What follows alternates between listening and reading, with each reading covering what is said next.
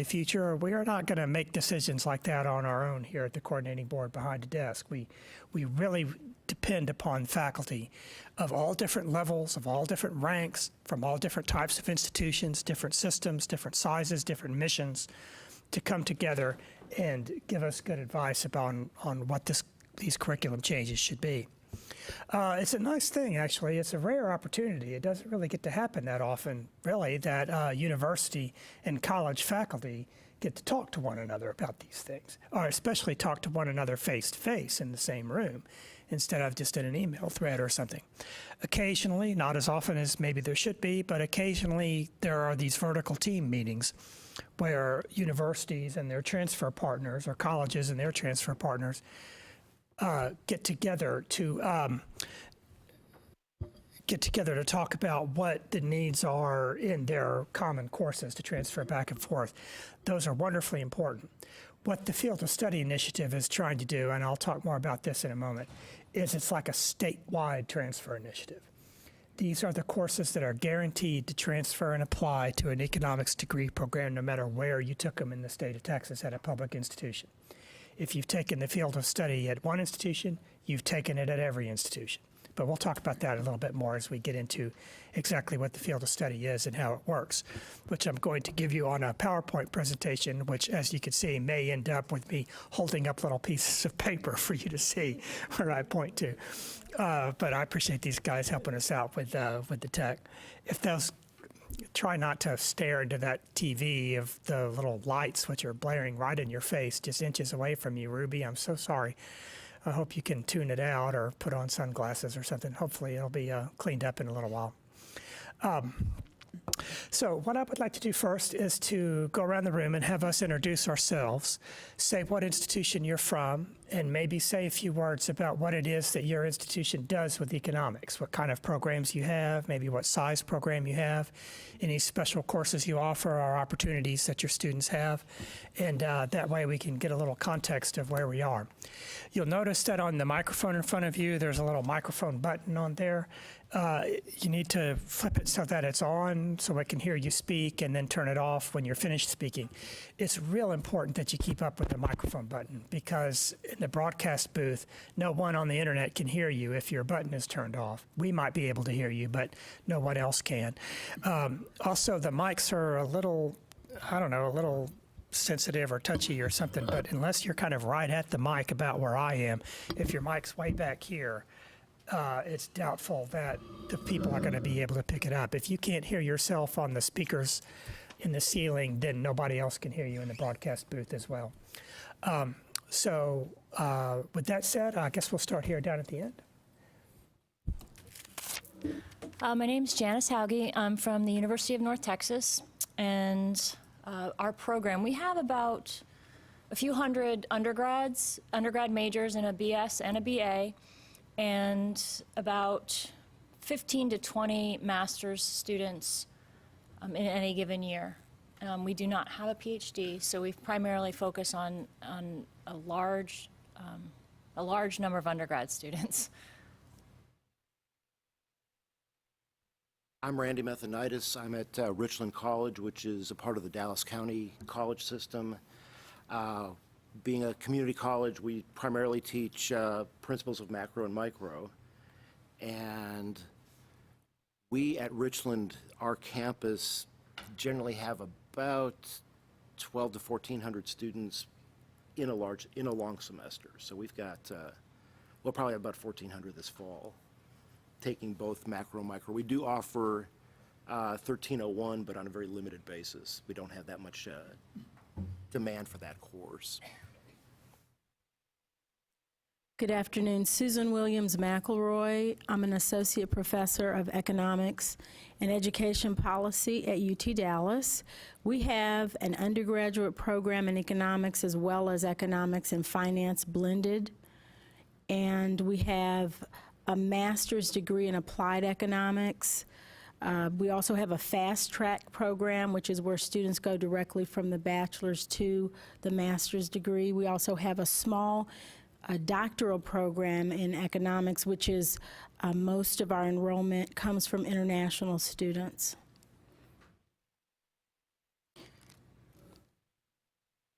I'm Brooks, excuse me, I'm Brooks Wilson. I teach at McLennan Community College. It is a community college, and we do micro and macro mostly. We service the business department, and we also teach a lot of dual credit classes for students that will be heading all over the Texas and the United States. Hello, my name is Mahmoud Yashar. I am at University of Texas at Arlington. We offer a BS in economics and an MS in economics. We have a large number of students, both international and domestic.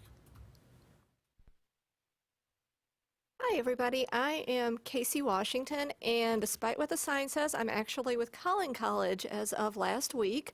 And Collin College, we've got 3 main campuses right now in Frisco, McKinney, and Plano, but we're opening new campuses, starting another main campus in 2020 and kind of expanding from there. So we have lots of growth. We teach lots and lots of dual credit, traditional Econ 1301, which is just the intro to econ and principles of micro and macro. I'm Scott Powers from Navarre College, Corsicana. Have been mainly teaching in Waxahachie, but again, as a community colleges go, 23, just the micro and the macro, and we are being leached constantly with dual credit classes as they seem to be growing faster than anything else that we can almost maintain, along with a lot of the online courses. I'm Steve Trejo from the University of Texas here in Austin, and we have an undergraduate program, a pretty large undergraduate program. It's a BA program where we probably 400 to 500 students graduate each year in that with economics majors. And then we have a master's program with about 40 students who enter every year. It's a 1 year and a summer type of program. And then we have a PhD program with maybe 20 to 25 new PhD students entering every year. And the undergraduate program is mostly in-state students. The graduate programs are mostly, are a mix of in-state but largely out-of-state and international students. I'm Charles Newton from Houston Community College, and I'm the program coordinator. And as with other urban community colleges, we have lots of campuses, lots of students, many dual credit students. We usually teach the 01 and 02, 2301 and 2302. I just recently filled out the paperwork, and it was approved by our college and by the THECB to put 1301 in our core curriculum, which is good because we have a lot of workforce students that's best for, and we're hoping to be offering 2289 and 2389 in spring of 19 by the grace of God. I am Ruby Kishan. I am Ruby Kishan at Texas State University. We are in Finance and Economics Department and College of Business. We offer a BA and a BBA program in economics, and we have about 200 econ majors.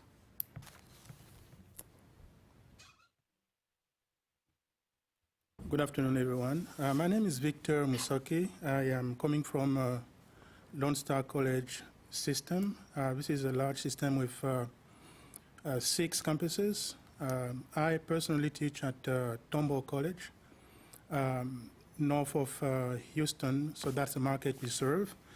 We basically teach both principles of micro and macro, and we serve a lot of dual credit programs for students who are working both at home and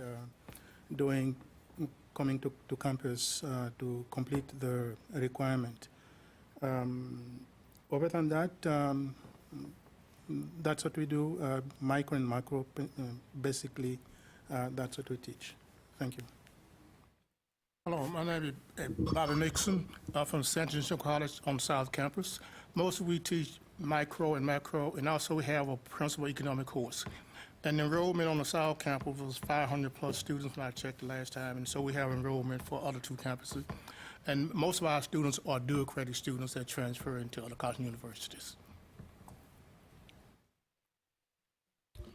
Okay, thank you. Well, it looks like we've got a nice, healthy diverse group of especially different types of programs serving many different kinds of students. I guess I shouldn't be surprised that so many of your courses are the high enrollments in both dual credit and international students. That might be something to keep in mind as we go forward. The next item on our agenda is to appoint a recording secretary. This shouldn't be a terribly onerous job. It's just something that, and I'm keeping notes here myself, and our meeting will be recorded on YouTube and preserved, incidentally, on YouTube for later. So if you or your colleagues want to go back and check on exactly what we said, or if your kids want to go back and watch what you did today, then that will be on YouTube preserved for all time. So we can always go back and clean up the minutes if it gets kind of spotty. But I need somebody to shadow me here so I can participate in the discussion and do some things and have a safety net.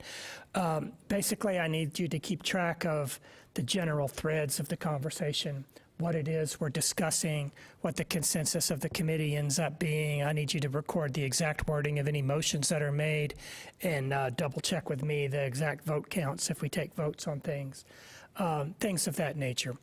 So if we have any volunteers to be our recording secretary, it would be much appreciated. Perhaps those of you who've got laptops, and if you like to do it and don't have a laptop, don't let that stop you because I can get you one.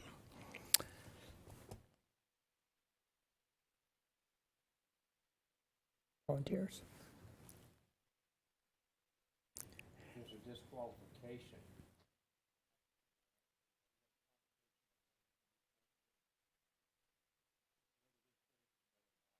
I have to be finished. I see. Fair enough. Okay, I very much appreciate it. Thank you. Is that a laptop there? Do you need one? Oh, okay. Excellent. Thank you so much. So much appreciated. So that will be, okay, Janice.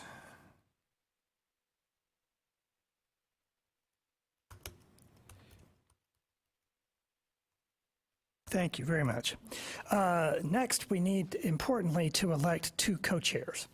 It will be the co-chair's responsibility to run this meeting. This is your committee. It's not my committee, and it's not even the coordinating board's committee. This is a faculty committee. So we need faculty to take charge of this meeting and run it. The duties of the co-chairs are to lead the discussion, to call on people, to make sure we progress in an orderly way, to make sure that we get the job done, which is to select those courses that need to be in the field of study, to make sure that we address any other key issues. And I will work with the co-chairs privately in just a minute after they're elected to give them some guidelines and give them a little tip sheet to help the meeting run smoothly. And also, after the meeting is over, the co-chairs will work with me to make sure we get this finished through the board approval process, which involves getting the public comments formatted in such a way that you all can vote on the public comments, yes or no, to accept or reject any comments from the public. If there are any changes in the field of study that we decide to make, you can authorize the co-chairs to make changes on your behalf so that we don't all have to come back to Austin, and including things like approving the final minutes. And just any other business that comes up for the committee. It shouldn't be too much after our meeting here is finished.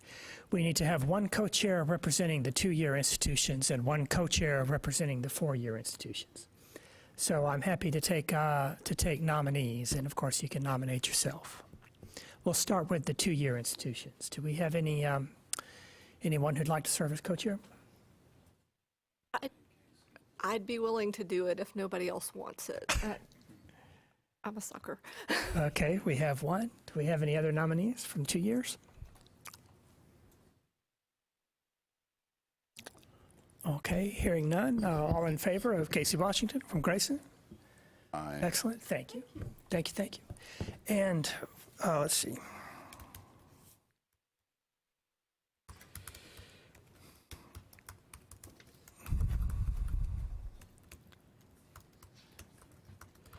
And from the 4-year institutions, do we have any nominees?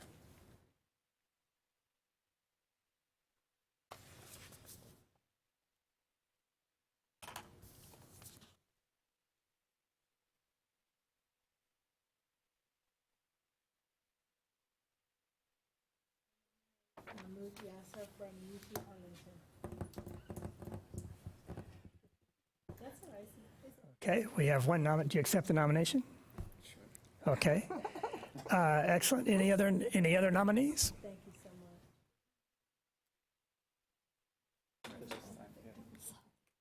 much. Okay, well then, all in favor of Dr. Yasser from UT Arlington? Yay, excellent. Tremendous. Thank you so much.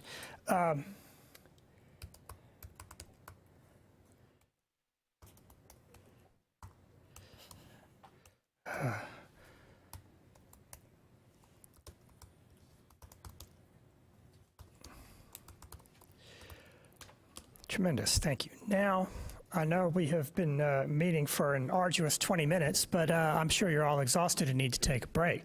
So we are going to adjourn for a few minutes while I meet with our two co-chairs to talk with them for a few minutes in private about how things are going to work and some things they can do.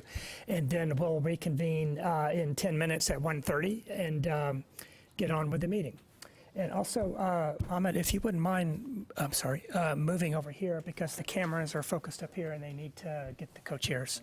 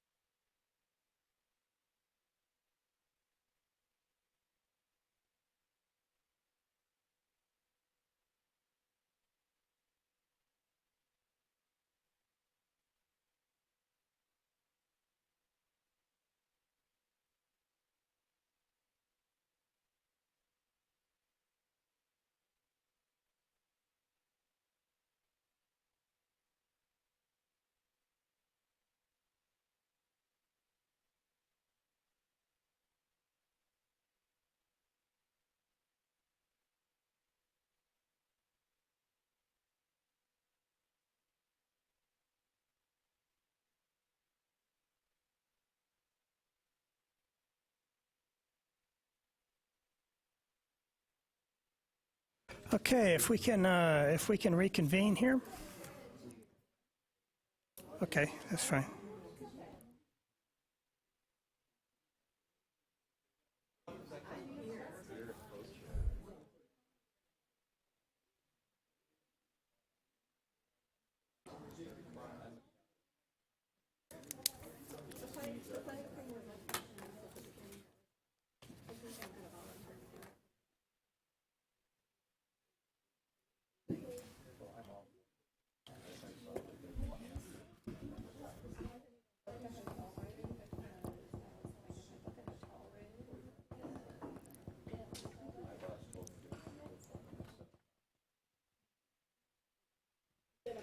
May I ask you a quick question before you?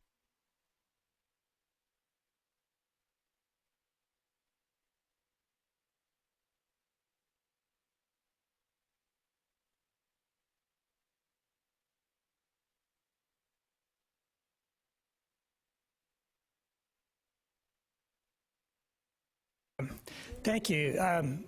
We've got a kind of awkward thing here at the coordinating board where we have our coordinating board rules determine that the terms of advisory committee members need to be between 1 and 3 years. So that there's kind of rotation on the committees, but yet consistent.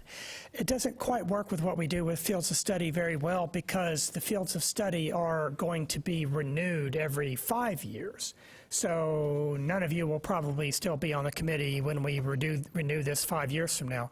We could call another advisory committee back in to review the economics field of study before 5 years if we have the time or if we feel like there's a real pressing need to.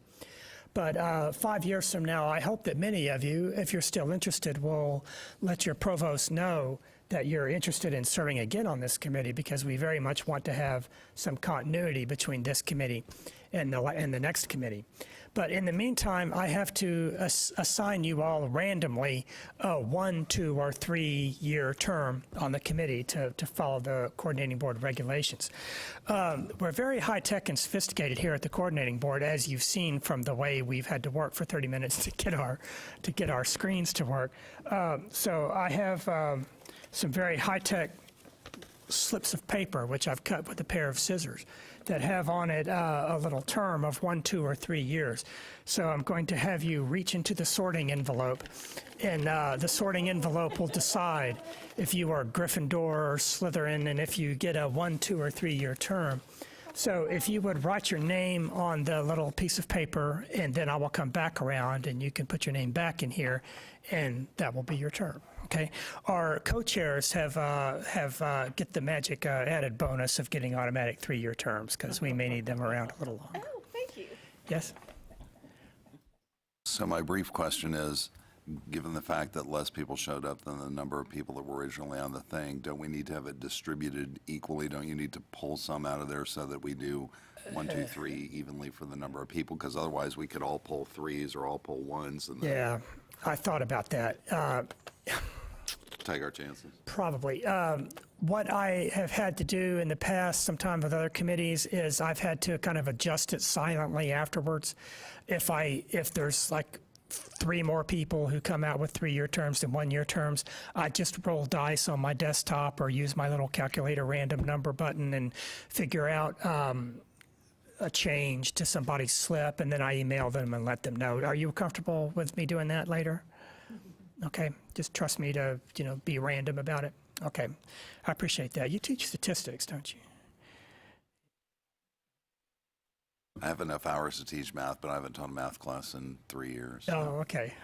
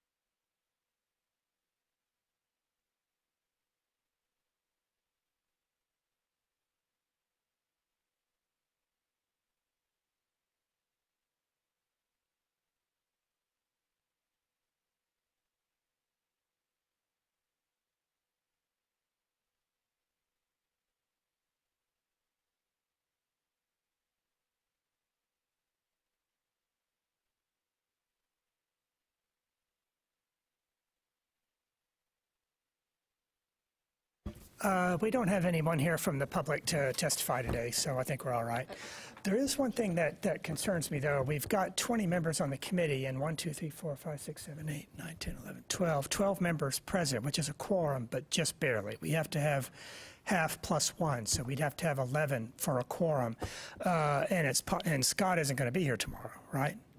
So that leaves us with 11, which is just on the razor's edge here. So if we have to meet tomorrow, please be sure that you all come back. And if you can't, it's really important that you let me know so I can tell everybody else not to bother to come if something comes up and you can't, for some reason, come tomorrow.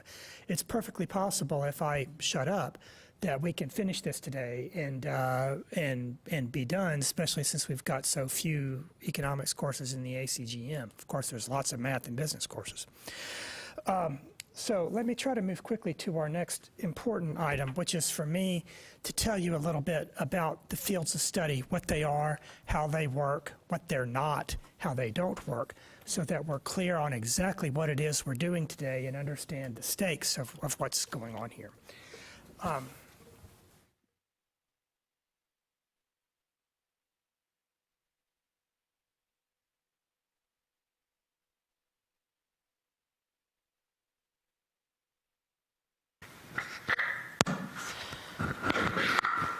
My thanks to the folks in IT who got this working for me today. I really appreciate your scramble with this, so thanks to everybody. What a field of study is, this is the language that is in statute about fields of study, and it's worth looking at in some detail so that we're really clear on it. If a student successfully completes a field of study curriculum developed by the board, that block of courses may be transferred to a general academic teaching institution and must be substituted for that institution's lower division requirements for the degree program for the field of study into which the student transfers. And the student shall receive full academic credit towards the degree program for the block of courses transferred. Now, the words I want to single out here are substituted and degree program, okay? Substituted means the university's lower division requirements must give way to what's in the field of study. Okay, it works just like the core curriculum. If you think of the way the core curriculum, if a student completes the block of the core curriculum courses at a community college and then transfers to a university, okay, that student is done with the core curriculum. And the university must accept the block of the core as the equivalent of their core, right? And that means a university cannot add any more courses to that student's core curriculum. If Texas Tech, for example, offers different choices in the core and for their core curriculum options than UNT, it doesn't matter. If the student is finished with the core, they are finished at UNT and Texas Tech and UT Austin and anywhere else. The same thing works with field of study. It's like the core curriculum for this academic discipline. So if a student finishes the field of study at a community college, even if the offerings in economics at the lower division are different at UT or Texas Tech or A&M or Midwestern, then that student is just as finished with their lower division courses at one university as they are at the other, which is why this is so important. Because we are essentially setting the core curricula for economics for all the public institutions across the state. So that's what it means to substitute. And we get pushback on this, and you might hear from it when we get the public comments in, that institutions are going to say, but, at our institution, we require our students to take 6 hours of statistics, not 3. Well, they can do that for their native students, the students who begin there and finish there. But for students transferring in, no, you cannot ask them to take any more lower division requirements than we have in the field of study. That's what substituted means here, okay? The other phrase I want to single out is degree program, there in the last sentence. Degree program means the full 120 hours of the undergraduate degree. So when a student finishes a field of study, say our field of study is 18 semester credit hours, the receiving institution has got to find room for those 18 semester credit hours in that student's degree program. They can find it in the upper division. They can find it in the lower division. They can find it in the core. They can find it in electives. But they have to take in that full 18 semester credit hours. You see what I mean? Okay. So how this works, as I said, the field of study is the complete list of all the lower division courses required for the major. A course can fall into one of three categories. It can fall into a core curriculum option. It can be used as a core curriculum option. It can be used as an upper division level equivalent that's required for the major, or a lower division requirement for the major. And it can be used as a free elective. Okay. What do you mean by core curriculum?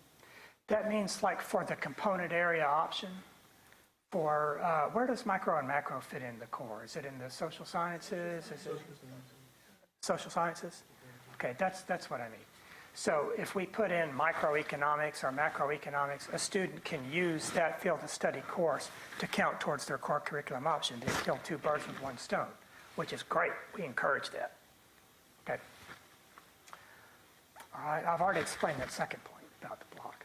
Oh, I just had a quick question. When we're talking about the degree program, are we doing this from the perspective of a BA in economics and a BS, or are these two separate discussions? Yeah, either one. In fact, that's an excellent point, and I'm glad you said that. You might want to make a note to come back to this, because one thing I want to be sure we're clear on is the same field of study that we're going to create going to work equally for the BA and the BS degree. Maybe there's one or two courses you want to make different for the BA and BS. That's something that we need to talk about, but I'm glad you mentioned that so we don't forget it. Okay. If a student completes only part of the field of study, then those courses they did complete must transfer, just like the core. If a student completes only part of the core, what they did carries over, and what they didn't finish can be finished at the receiving institution. So, like my hypothetical example, if a student does an incomplete field of study and then transfers, and the university says, well, we require 6 hours of statistics. In that case, yes, they can require those extra statistics courses because the student is not transferring in a completed block. Follow me? They're just completing in a portion of the field of study, works just like the core. Okay. Also, a student can graduate with an associate's degree if they either have completed the core curriculum or a board-approved field of study. They don't have to have both. They can still get the associate's degree. The reason for that is because there are some rare exceptions, like in engineering and in architecture, where it's physically impossible for a student to complete the field of study and the 42-hour core and still graduate in 60 hours. The math just doesn't add up. So if that's the case, then they can complete a field of study, get an associate's degree, and finish the core after they transfer. It's kind of a little known quirk in the rules there. Yes? So I had a question. On the first bullet point, when I first read the core curriculum, I thought that meant the core undergraduate curriculum for economics. That's what I thought the first time reading through it.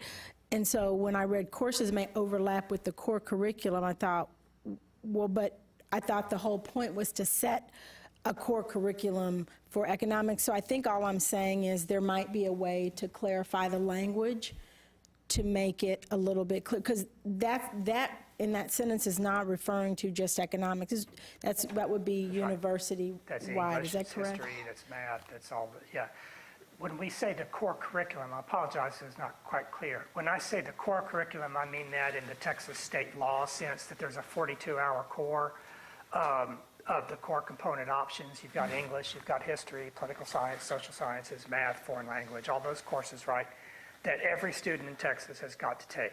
Each institution can select what courses they want from the academic course guide manual to serve as options for the core. When I mean the courses that are required for every economics major, we probably shouldn't call that the economics core. We should probably call that the foundational courses, perhaps, to avoid getting those two mixed up. Okay. The field of study is just one part of what the coordinating board is trying to do to help out with this whole question of transfer. For example, we require advising when every student completes 30 semester credit hours, so they get good advice on what to take. We have the 42-hour core curriculum, which is required of all students, no matter where they are at a public institution. We have the academic course guide manual, which is a mouthful. I'll start referring to that as the ACGM. That's the, as all of you know, at the colleges at least, that's the list of courses that are guaranteed to transfer in any institution in Texas and that receive state funding. We have a common course numbering system to help students out so they'll know that this course is more or less equal to that course at another institution, even though they might have different titles. And we have programs of study, which are really interesting. They are to workforce courses what fields of study are to academic courses. For programs of study, it would be something like dental hygiene, for example, where we would bring in representatives from, or pipe welding and things like that. We bring in people from high schools and people from industry and people from universities and colleges to talk about what seamless transfer would have to happen for a student to go straight from high school to transfer seamlessly to community college or technical college and then transfer seamlessly straight into the workforce. Now, the reason why the coordinating board is working so urgently on this question of transfer is because it's a very key part of our overall strategic plan for all of higher education for the whole state. This is the tag on this is the 60 by 30 TEX goal. And I encourage you to learn more about this. There's 4 main goals in the 60 by 30 plan, which you can see here up on the screen, okay?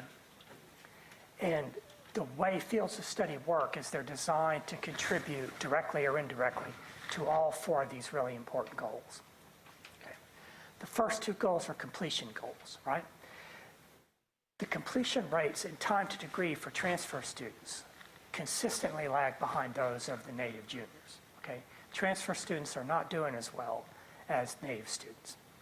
For example, the 8-year average for the fall 2012 cohort is the completion rate for native students was 84%. For transfer students, it was much less than that, 67%. So fewer transfer students graduate than native students. There's all kinds, this is no news to institutions. Universities have gotten extremely creative about trying to help their transfer students as much as they can with all kinds of initiatives on this.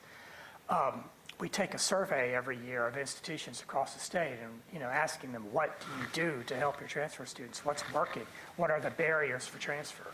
And we get all kinds of really surprising and impressive comments on that. Okay. But reaching these completion goals is going to require a degree pathway that minimizes the time and hours to the degree. And some of these figures are really surprising. For native students, it's taking them 5.5 years on average to graduate, right? With 10.1 semesters and 134.8 semester credit hours attempted.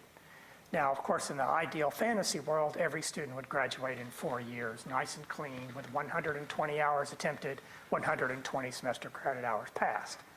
That doesn't happen very often. That's all right. But look at the statewide average for transfer students, right? Instead of 5.5 years to graduate, it's 7.6 years to graduate. Instead of 10 semesters, they're taking 11 semesters, and they're taking not too many more semester credit hours. But it's taking transfer students 2 full years to graduate.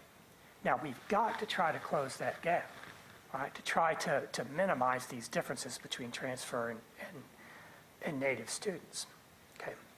Now, in some ways, this isn't surprising because many people are going to community colleges precisely because it's in their area, and it's because they are working, because they have families, because they have careers. It's going to take them a little bit longer, which is, why you see a difference in the time it takes them, but not too big a difference in the number of semester credit hours attempted. And that's perfectly natural to be expected. Okay.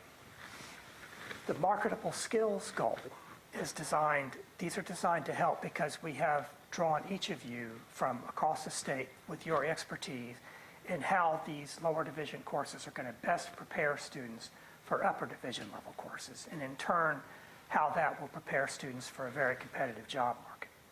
Okay. And programs of study, like I said, does this even more directly, where they bring people from workforce into committees like this to let the academics know what it is they need to be getting out of the students who are graduating from workforce programs. Now here's the kicker. That's the student debt loan goal. By the year 2030, our goal is to have student loan debt not exceed 60% of first-year wages. Okay, that's a tough goal, but an achievable one if we all really get to work on that. You're doubtful, Susan? No, I'm not doubtful. I'm just thinking that the fact that the goal is not for the debt not to exceed 60% of the wages kind of just gives us an indication of where we are with the student loan debt. That's what I was thinking. Thank you. Yeah, agreed. So if we can reduce the time to degree, we can reduce the cost of degree, and that's where field of study can be the magic bullet, okay? In 2017, native students took an extra 14 semester credit hours on average. Transfer students took 26 extra semester credit hours. That's one full academic year of courses, more than they had to take.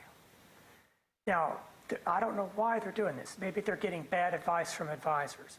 Maybe they're changing majors, right? Maybe they're just taking courses for fun or taking courses for personal fulfillment. Nothing wrong with that.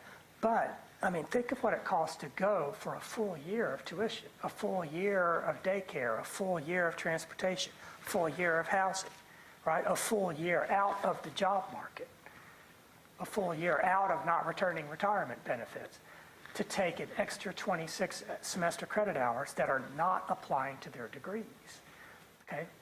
And some of why this is happening is because a student is at a community college and they're thinking, okay, I want to be an economics major. Let me take a bunch of courses that I think are going to help me be an economics major. Okay, and with every good intention, they go down the list of math courses, they go down the list of business courses, they go down the list of other courses, right? And then they apply to Texas Tech, and Texas Tech says we can only take 4 of these courses. UNT says we can take 5 of them, right? Texas A&M says we can take 3 of them.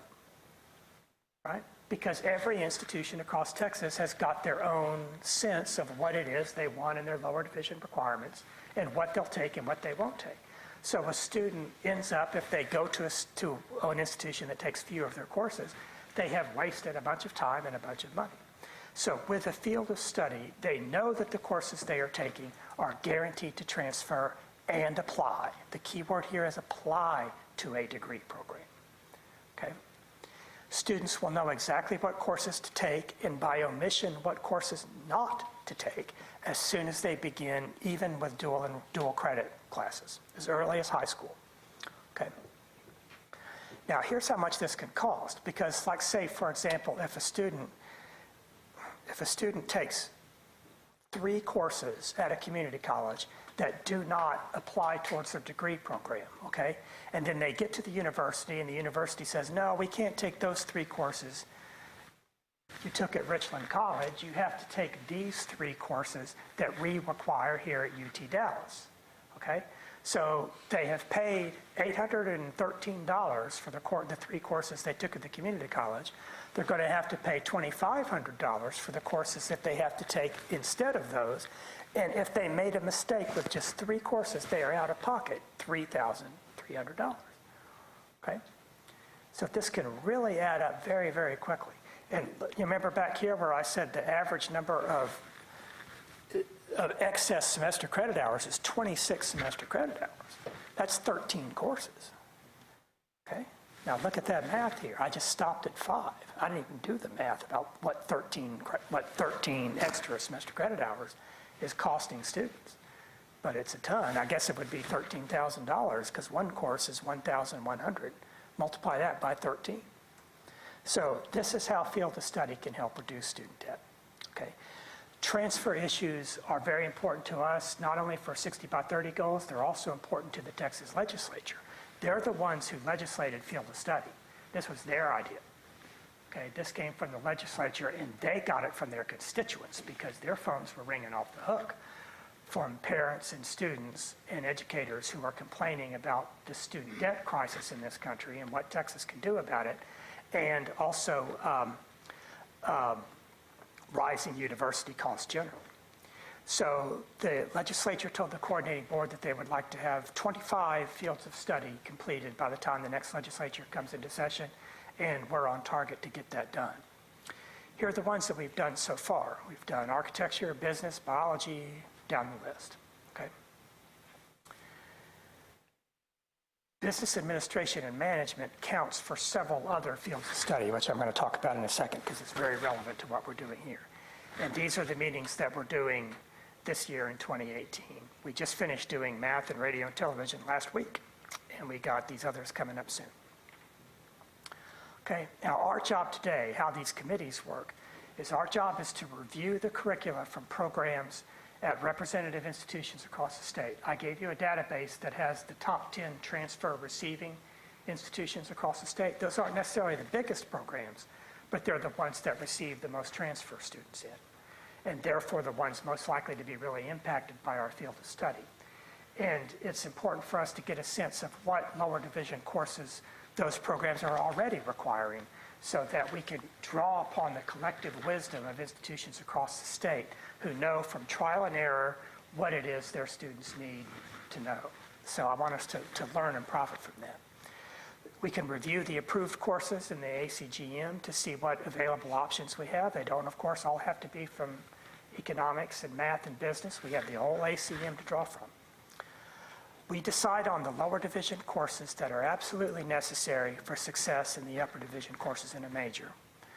If there are some ACGM courses that we want to use, but they're not just right for what we need, this committee has got the very powerful authority to make adjustments in the course descriptions and learning objectives of ACGM courses. And finally, the kind of nuclear option, which we should use very conservatively, is we can create a new course in the ACGM if we feel like there is something that undergraduates have to have in order to succeed at the upper division that is not currently reflected in some very out-of-date or out-of-touch ACGM courses. Okay. There's a fine balance to be struck here. There's a fine line to walk, and it's tricky to get this right, really, sometimes. Maybe with economics it won't be so hard, but in some disciplines it's tricky. You don't want to have a field of study that's so small that it's not really preparing students for success in the upper division, right? We want to make sure they've got a complete and thorough education that's appropriate for the lower division. On the other hand, you don't want to have a field of study that's so large, like a 32-hour field of study, right? That because when the block of courses transfer over to an institution, right, the institution has got to take all those credit hours and apply it to the degree program, which means they may have to make some very painful cuts in their upper division level courses. It might mean that they have to take away every option for an elective for their students to make room for the courses that we're telling them now that they have to accept. And it's a shame if a student gets no choice at all in their degree and no choice to do an upper division level elective, which is often where some of the really memorable parts of their education happen and where they can get really fine-tuned for what profession they want to go in. So we want to get it just right. But of the two, your primary question should be the first one. What is it that students need to know for success at the upper division? If we get too hung up on credit hours, if we get too hung up on this could count towards somebody's core but not somebody else's core, then don't worry about that because those things have a way of working themselves out over time, right? Our job is to really say what is best for students to know. Also, keep in mind that some courses really belong at the lower division, and as you know, some courses really have their natural home at the upper division. Just because a student needs to know something doesn't mean they need to know it in the first 2 years. So keep that in mind. If we create a new course or we start pushing courses around, maybe there are some courses that really don't belong in the lower division. So we need to keep in mind the university's prerogative to be able to adjust courses at the upper division as they see best. Okay. Now here's some examples of what a field of study can look like. This is a pretty simple one. This is Mexican American Studies. It's about the right size, right? What is that? That's 18 semester credit hours. that fits very nicely alongside the 42-hour core. 42 plus 18 is 60 semester credit hours for a student's first 2 years. Some of these courses can no doubt double dip into the core, okay? All the courses here deal directly with Mexican American Studies. They're all from the ACGM. If it's got Mexican American Studies in the course title, it's in the Mexican American Studies field of study, with the one exception of a Spanish language course, which seems common sense, okay? Pretty straightforward, pretty simple. This is a complicated one. This one is not straightforward and not simple. This is the other extreme, okay? This is civil engineering.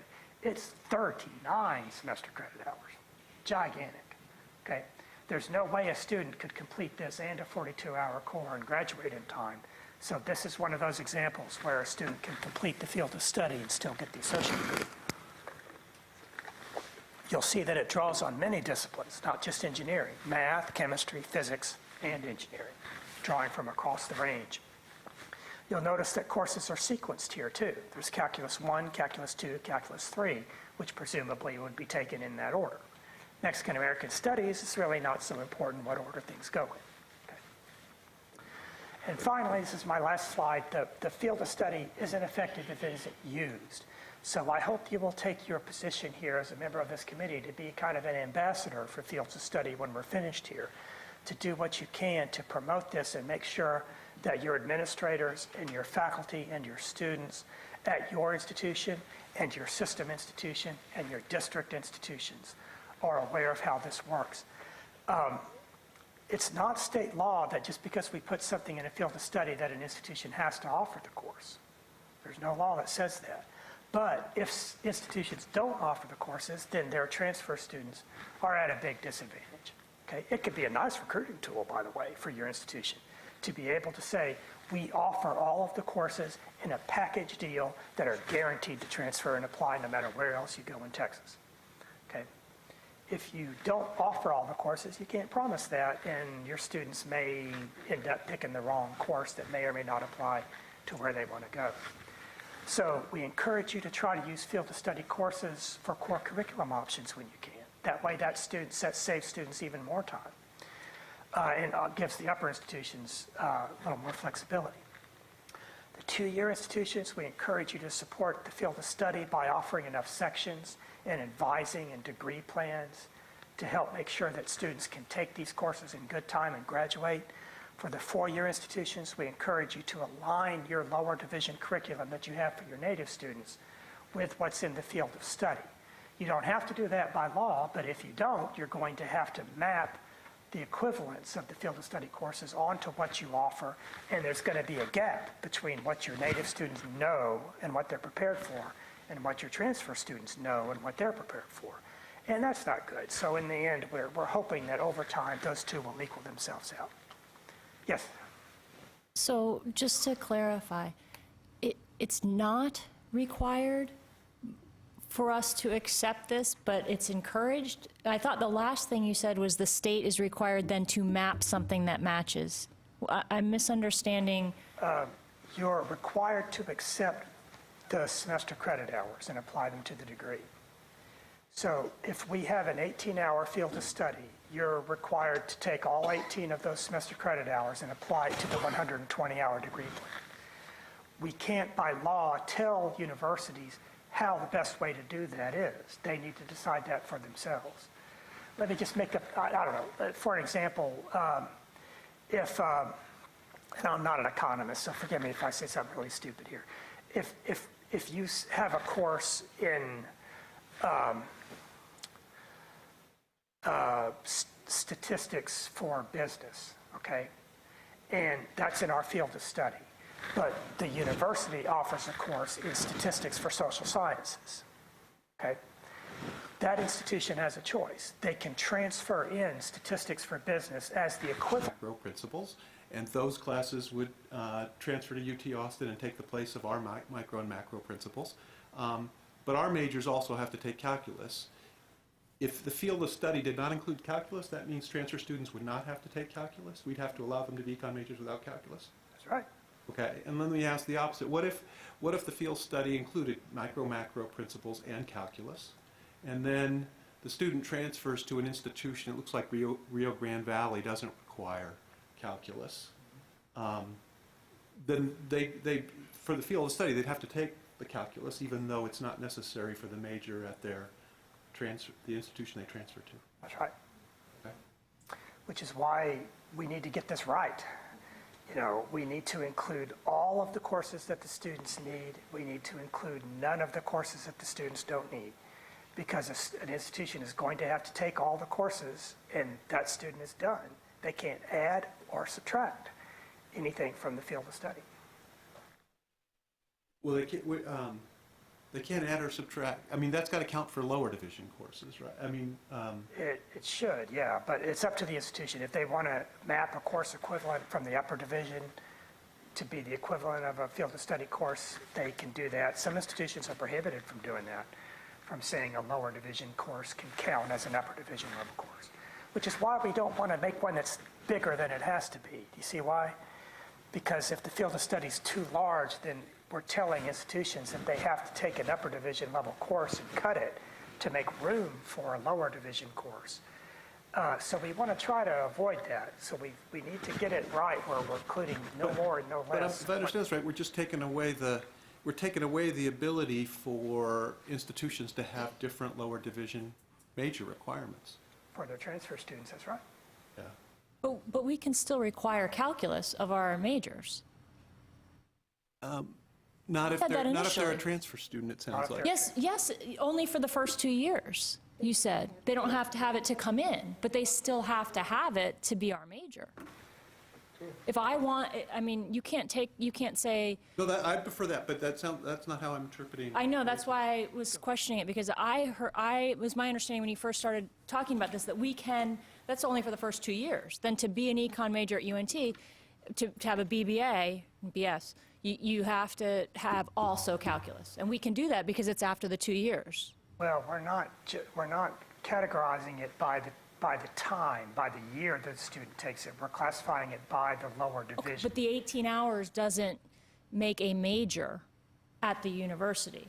We have our 42 hours or however many it is. So that's where the calculus would fit in, right? Well, but calculus, at UT, it's a lower division calculus that's required. It's not. But if It's a it lower doesn't division. hit, Huh? What's that? if it doesn't get accepted here is what I'm saying. Like just using calculus as an example. Right.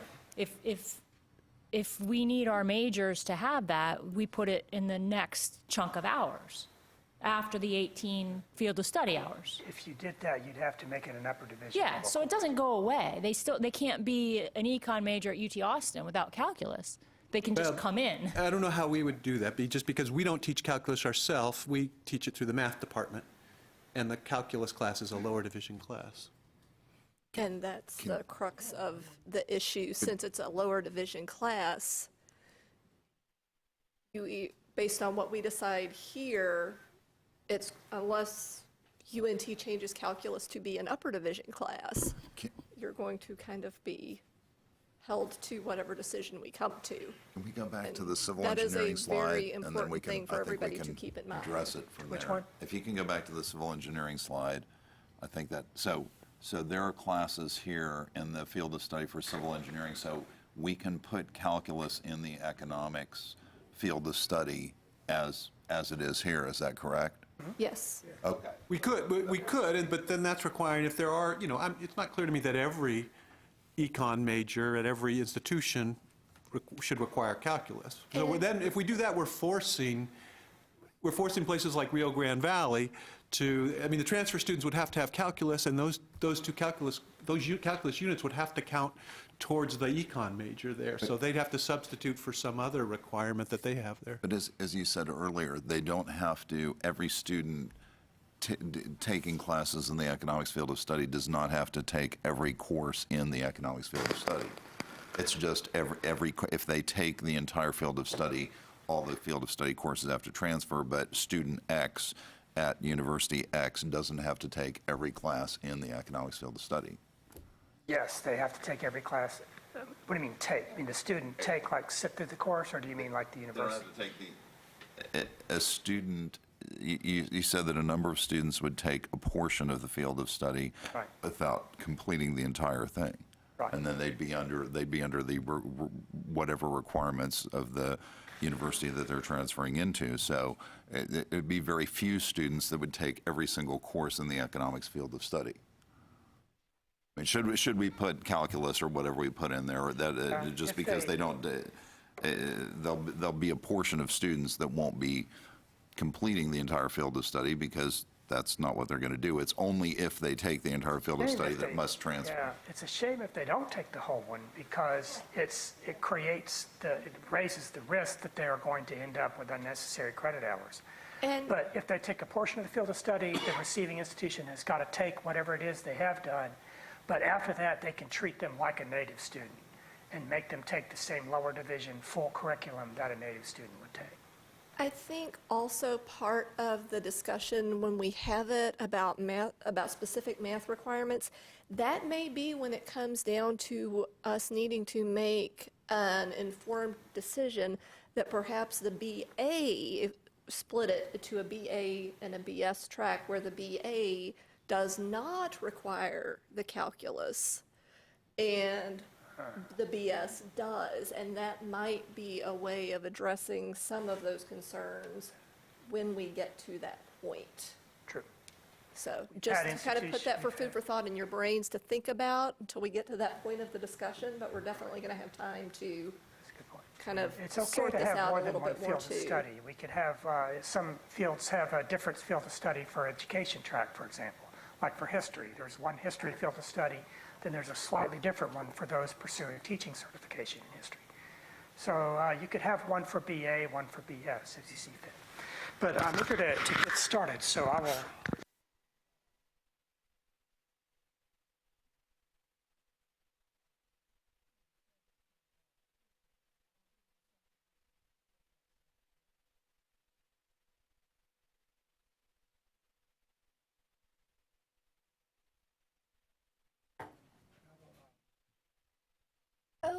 Okay, so we've been a little bit briefed on kind of what the format is ideally going to be here. And one thing that we discussed in the interest of saving time, it seems to your co-chairs that it makes sense to kind of go through this discussion, reach consensus, and then take one final motion and vote to accept the field of study as opposed to doing it on a course-by-course basis. So if anyone has an objection to that being kind of our agreed-upon process, it would be helpful if you would speak up now. Otherwise, if we can just kind of tackle these issues as we go and then make agreements and then have one final voting process at the end. Does that seem reasonable to everyone? Okay. The other thing I think just kind of from a keeping everything on track and moving forward, I know there's a certain amount of angst as people are realizing how important our job is here. Maybe we can kind of take some of the pressure off of ourselves by looking at the econ classes first. And let's go ahead and come to a consensus on the econ classes. I think we can probably do that, get a little comfortable with what we're doing here, and then we can have our angst over math. Because I'm predicting that's where our angst is going to be. Does that sound good with everyone? Okay. So as far as what we are allowed by the the ACGM, I always say that backwards, to teach at the community college level, we can teach Intro to Economics, which is 1301, and basically it's about 50% of the student learning objectives for Principles of Micro and about 50% Principles of Macro. It's a good mishmash course. Then we can teach Principles of Micro and Principles of Macro, and those SLOs are fairly consistent with what you would expect from those courses.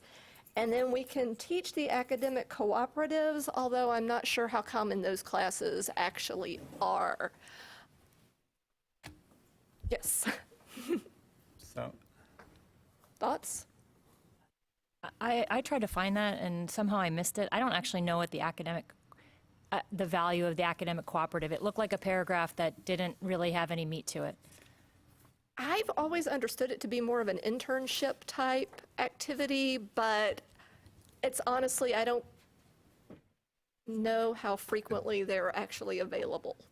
It's like field We're planning to experiences. teach it in spring of 19, and it is an internship, and the rates of student success when people complete internships for both associates and bachelors are much higher than people who haven't completed internships, and they, get real work experience in the field, which is, I mean, we could argue that a classroom course is more valuable, but I would make the argument that it might be the other way, assuming that the internship is at a reputable place, whether that's a government agency or a private firm. And I see one of the problems with, go ahead. Yeah, finish. Before we're done with the econ part, we skipped intro and then principles of micro and macro, as if those were all three given. Oh, no. Okay, just checking. I was simply summarizing, this is the rundown of what each of those classes are and what they cover for our discussion purposes. Absolutely not. So what are our thoughts, kind of knowing that we have this introduction survey class, the principles of micro, principles of macro, and the academic cooperatives? Does anyone have thoughts as to which of those we should consider being a part of the field of study? Micro and macro principles, not the combined. Exactly. Yep, Same thing. exactly. I tend to agree. Does anyone think that 1301 should be included? Okay. I'm a real big speak now or forever hold your peace kind of person, so. I would give a reason why 1301 should not be included. 1301 to me sounds like a course that's really designed for non-economics majors to give them an overview and understanding economic principles, but not in any way preparing them to go on to upper division courses that require a basic knowledge of microeconomics or macroeconomics. And generally, it seems to be taught as an introductory for potential non-majors. Usually, if you sync someone, then they take the next two. And principles of macro is also listed as a common course, and so that will allow us to include another course that we may think will be useful. Yeah, if you're taking principles of macro and principles of micro, you're covering everything that would be covered in an intro course. Exactly. So it's duplication, it's unnecessary duplication. Okay. Are we agreed that, is anybody opposed to including Econ 2301 and 2302 as part of our field of study? Principles of micro and principles of macro. Okay, so tentatively, I have us down for a no on 1301. Yes, include 2301 and 2302. Is that good consensus? Yes. And that leaves us with 2289, 2389, which are the academic cooperatives. Thoughts? Yes, sir. I think I would defer to the four-year institutions on that Okay. particular question. Or 10.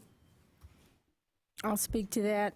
I am a big proponent of hands-on experience for students that enhances their becomes an important part of their economics program. I've incorporated projects with the City of Dallas into both public sector economics and urban economics. Having said that, I don't think I would be in favor of requiring those courses. Sometimes they create scheduling issues and transportation issues for students. But more importantly, who are the faculty who are going to set those up? I mean, if I were to sit down with my colleagues who are willing to put in that kind of time and who have the contacts and are willing to use them, I'm not sure anybody else values them as much as I do that would put forth the effort. It takes a lot of networking to keep those kinds of relationships open. So I think they're great. I think the sum of what I'm saying is they're wonderful experiences, but I wouldn't see requiring them. Is there anyone here who believes that we should require either 2389 or 2289? Okay, well, it looks like we have worked our way through economics quick, fast, and in a hurry. I guess ask a clarifying question, or just point out that it looked like on the thing you sent out of what different departments require now, it looked like UT Rio Grande Valley only requires micro principles and not macro principles. And so if that's the case, and I do agree, I think micro and macro principles should be in this field of study. That means somebody who completes micro and macro principles and transfers to Rio Grande Valley, they'd have to count that as 6 units, right? And they'd have to, the macro course, which students there aren't required, would have to count for some other course, or it could count for a general elective, or how would that work? It doesn't have to be Rio Grande Valley, but if there was some, maybe there's a moot question, but it looks like it's not. It looks like there is an institution that doesn't require macro principles for majors.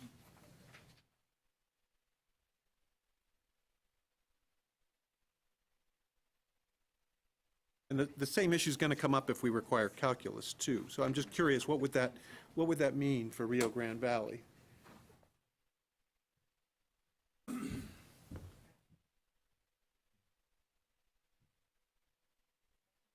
Yeah. I think you're the one. I think it would mean they would have to take those hours for their transfer students. They could have to give, to find room in their curriculum, perhaps as an elective credit for that class. Okay. This is an imperfect check sheet. I got this from their undergraduate catalog. Right. Now, if perhaps they offer, just because there's not a little X on a box, right, doesn't mean that the course content isn't included in their degree. It might be in their upper division. Okay. I didn't count upper division level courses in here. Okay. Perhaps they titled it something differently that I didn't catch. Perhaps their catalog is wrong. Something else might be going on. So it's a rough guide. If someone wants to check Rio Grande's webpage quickly, you can, or we can contact them, before the meeting's out and check. But it might mean that they offer it at the upper division. Okay.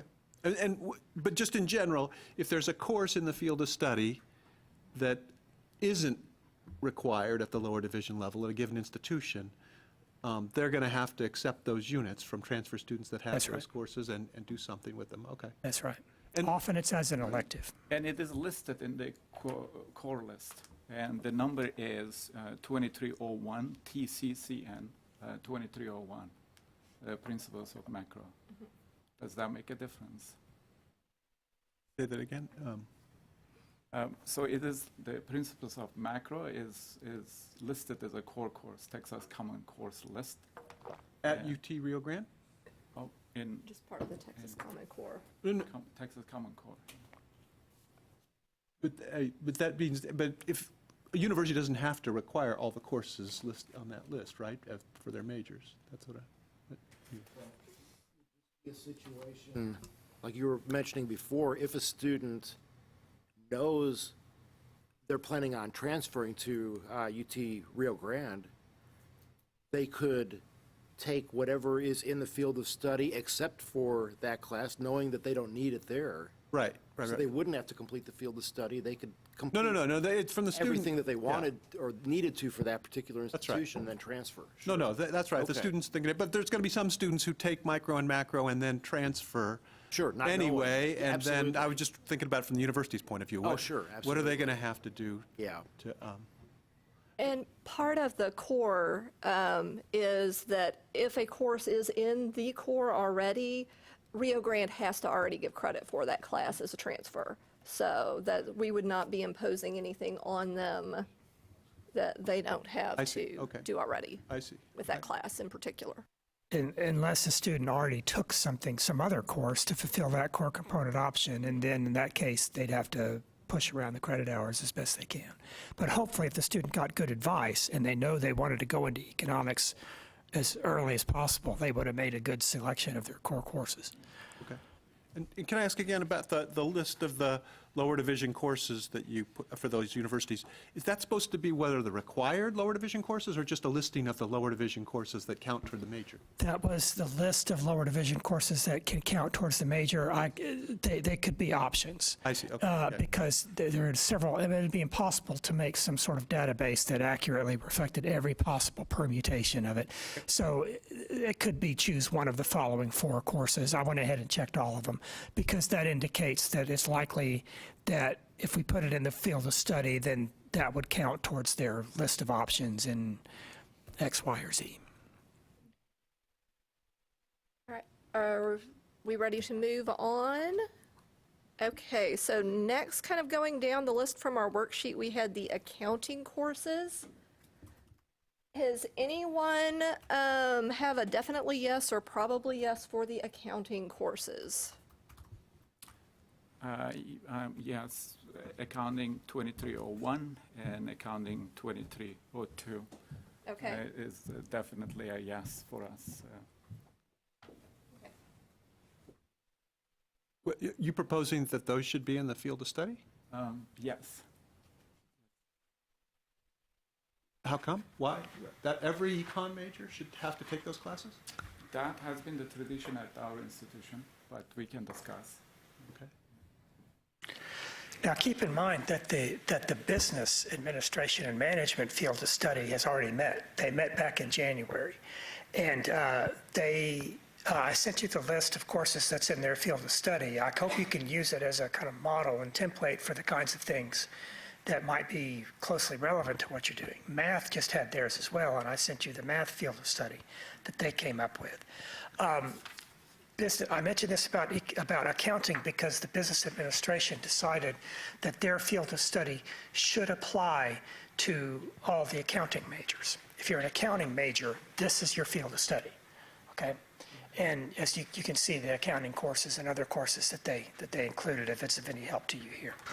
The business field of study specified they wanted their field of study to count for accounting, they wanted to count for management, they wanted to count for a couple of other fields, but they specifically excluded one, and that was economics. They said, we do not feel like we have the expertise in the business field of study committee to speak for economics. The economics BA and BS is something that doesn't really covered by this. It was actually the BA. They said that they thought that this could count for a economics BA, but not for a BS. But just to be on the safe side, we decided to go ahead and call an economics committee to consider it a BA and a BS. So this, I hope, will help inform some of your conversation maybe about what they thought was important for, especially for accounting. So I wanted to follow up on Stephen's comment about the accounting courses. So just for clarifying exactly what we're doing, working on this list, I think if I'm understanding right, we're not coming up with a list of courses that students majoring in economics should all be required to take. It's a list of courses that if students who transfer have taken, that the institution they're going to must accept those courses as part of their economics program to get an undergraduate degree in economics. So because those are two different things. They could be the same, but they not necessarily the same. I mean, I think we have 3 different groupings of courses. One is the courses that the 4-year institutions must accept that transfer students have already taken. The other grouping is the courses that will be required for a degree in economics. And the third grouping is a core curriculum, which is really at the university level of requirement. At UTD, the requirement is social sciences. So when we teach principals, we have a lot of non-econ majors. They're fulfilling a social science requirement. And what I said may not be correct, so I'm kind of putting this out there for the sake of making sure that we're on the same page and not for saying this is how it should be. I think the way that you've grouped them is important because we have to remember, it's my understanding that this transfers as a block. So the only way it's going to transfer as a block is if whatever we put in it sticks to, they have to take everything in order for that to transfer. That's right. So they can't, I mean, they can pick and choose some classes, but then it doesn't go as the block to here's your field of study block that the receiving institution has to take. So if we say, for example, that we must take accounting, then do they all have to take accounting in order to complete the block? We don't. So that's important. That's kind of what I meant. Yeah. And That's kind of what I was getting at. just speaking not as co-chair, but just as personally here, I think there is crossover between economics and accounting sometimes in certain degree plans, or certain students who are economics majors choose to get a minor in business where then they are required to take accounting and things like that. But having taught economics at a wide variety of public and private universities and colleges for some time, I don't think for us as economists to put more economists out there into the world, it necessarily requires an understanding of accounting principles or the technicality of accounting to be a good or a successful economist. And I think that's kind of one of the overarching things that we need to keep in mind here, is really when we want someone to be an economics major, what is that overall level of knowledge and level of skills that we want them to know? And some of the students may just have an associate degree, right? So that means they wouldn't have a chance to take upper level courses in the future if they want to. So I think that is something also to keep in mind. You know, what type of courses should we offer that will be helpful if someone decides to only have an associate degree, but not a 4-year degree. Can I ask what was asked before? Can I defer to the 4-year schools? Just kind of poll the 4-year representatives here. Do you now require accounting of any form? You said you did. We do, yes. In your economics, whether it's BA or BS or, you know, what, yes or no, depending on the actual degree also, but is it required now? I think that would be important to know. You said you do. Yes, lower level. Yeah, yes. UT does not, and and it looks like from the list here that Houston doesn't, UT Dallas doesn't either. I mean, part of the issue for a lot of schools is, you know, in some schools, economics is in the business school, in other schools, we're in the social sciences. Yes. And so, you know, we don't even, you know, control accounting. So if there were 2 lower division accounting classes that were part of this FOS, and we were forced to accept those and give the students units for those, the only way we'd be able to do it is say that that counts for 2 of their upper division electives, and then, you know, and then they'd only take 1 upper division economics elective. So, yeah, I mean, I'm very much against this, just because I don't think that accounting is, you know, I certainly think it's a valuable thing, and there's some economic programs that require it and some that don't. You know, some of the economics programs that require them are called business economic programs, and a lot of times they're in business schools, but I don't see it as a core thing that every econ major needs to have the way I do micro and macro principles. Ruby, do you have any thoughts? Yeah, so we are in college of business and offer BBA, and BBAs have to take accounting. So they have to have 2 accounting, 2 these are liberal arts students that need economics, and they don't need to do that. How many hours of FOS we are talking about? 18 hours? 18. I believe we have the flexibility as a group to decide that. I don't think there's a max. Well, 60 would be the max, but Yeah. if typically fields of study run between 12 and 24 semester credit hours. Good target.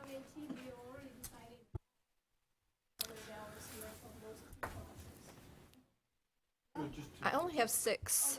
Okay. And we offer BS in economics, and it is a business core for us also. Janice, what does UNT require for accounting? Nothing? BBA, yes. but they're not even ours. Okay. I mean, they're ours. Technically, they're ours, but actually the business school doesn't even acknowledge that they're ours. So we have our BS and BA who we know are ours, and then the BBAs who we serve, like you do, but they're separate. Yeah. And do you guys require the accounting or no? No, we do not. Okay. So having kind of gone around the room and had that, can we come to any consensus as to whether we should do this? Whether we should include accounting or not? How about kind of, we've had a discussion, I think. Does anyone feel very strongly that we need to continue to include the accounting? You do? We have to equip students with professional skills. I think of a student who finishes with a BA in economics, applying for a job at a dealership to work as a bookkeeper, for instance. They need to know the basic principles of accounting. If we don't, this student will just not get that job. It is important that at this introductory level, of a student to be equipped with a full range of skills. To me, it is important that we include Accounting 2301. Randy? Yeah, but if we look at that, can we say maybe the person got a degree in the wrong area? If that's what they're actually going to go do when they're working? I mean, is that really what a person with a four-year economics degree is going to be primarily doing? Well, no. To prepare students with employable skills, we are in a new world where it is simply because you are missing one course that you are going to be left out to get a job, a first job. I am talking from experience. But we're not saying they can't take it. I think when Casey said, is accounting needed to become a good economist?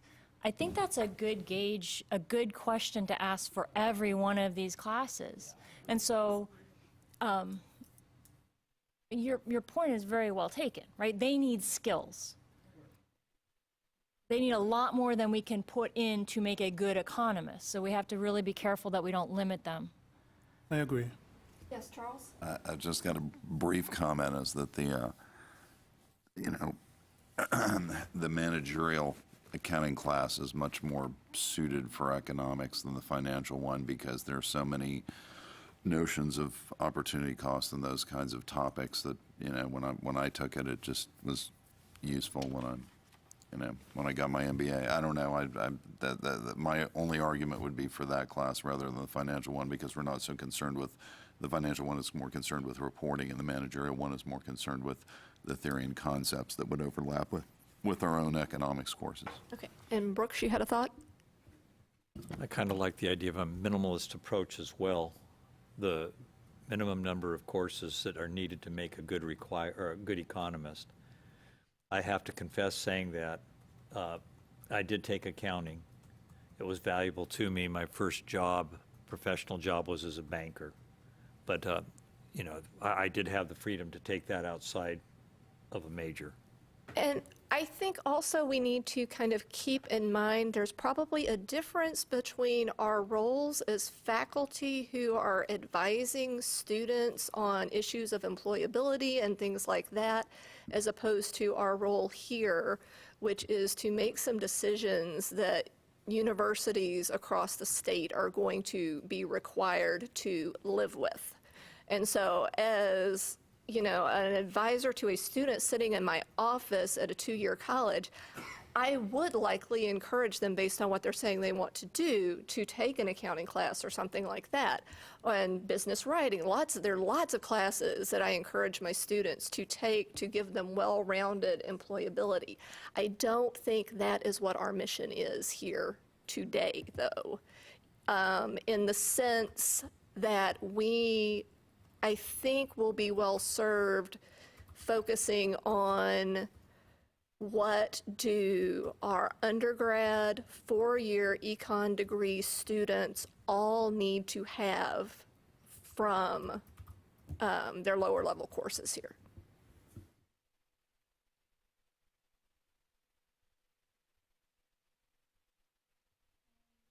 Alan, though, my question is directed to you. But didn't you say during the presentation where you had the PowerPoint slides that the economics field of study it's all about the transfer students?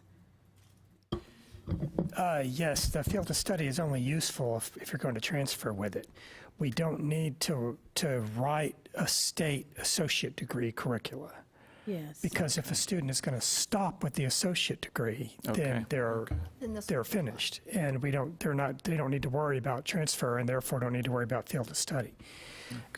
So it's helpful and useful if a college can be as conservative with their resources as they can to make their associate degree curriculum be the same or closely similar to a field of study, but there's no requirement that it has to be. Okay.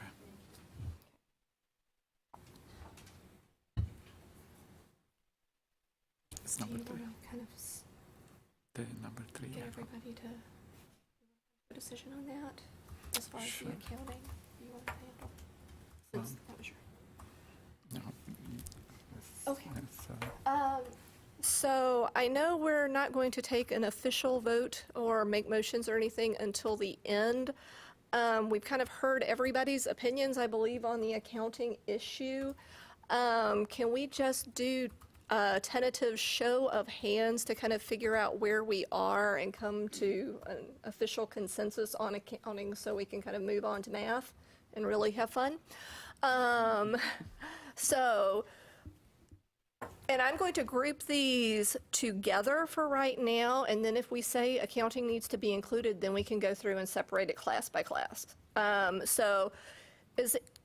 Who believes we should include at least one accounting class in the economics field of study?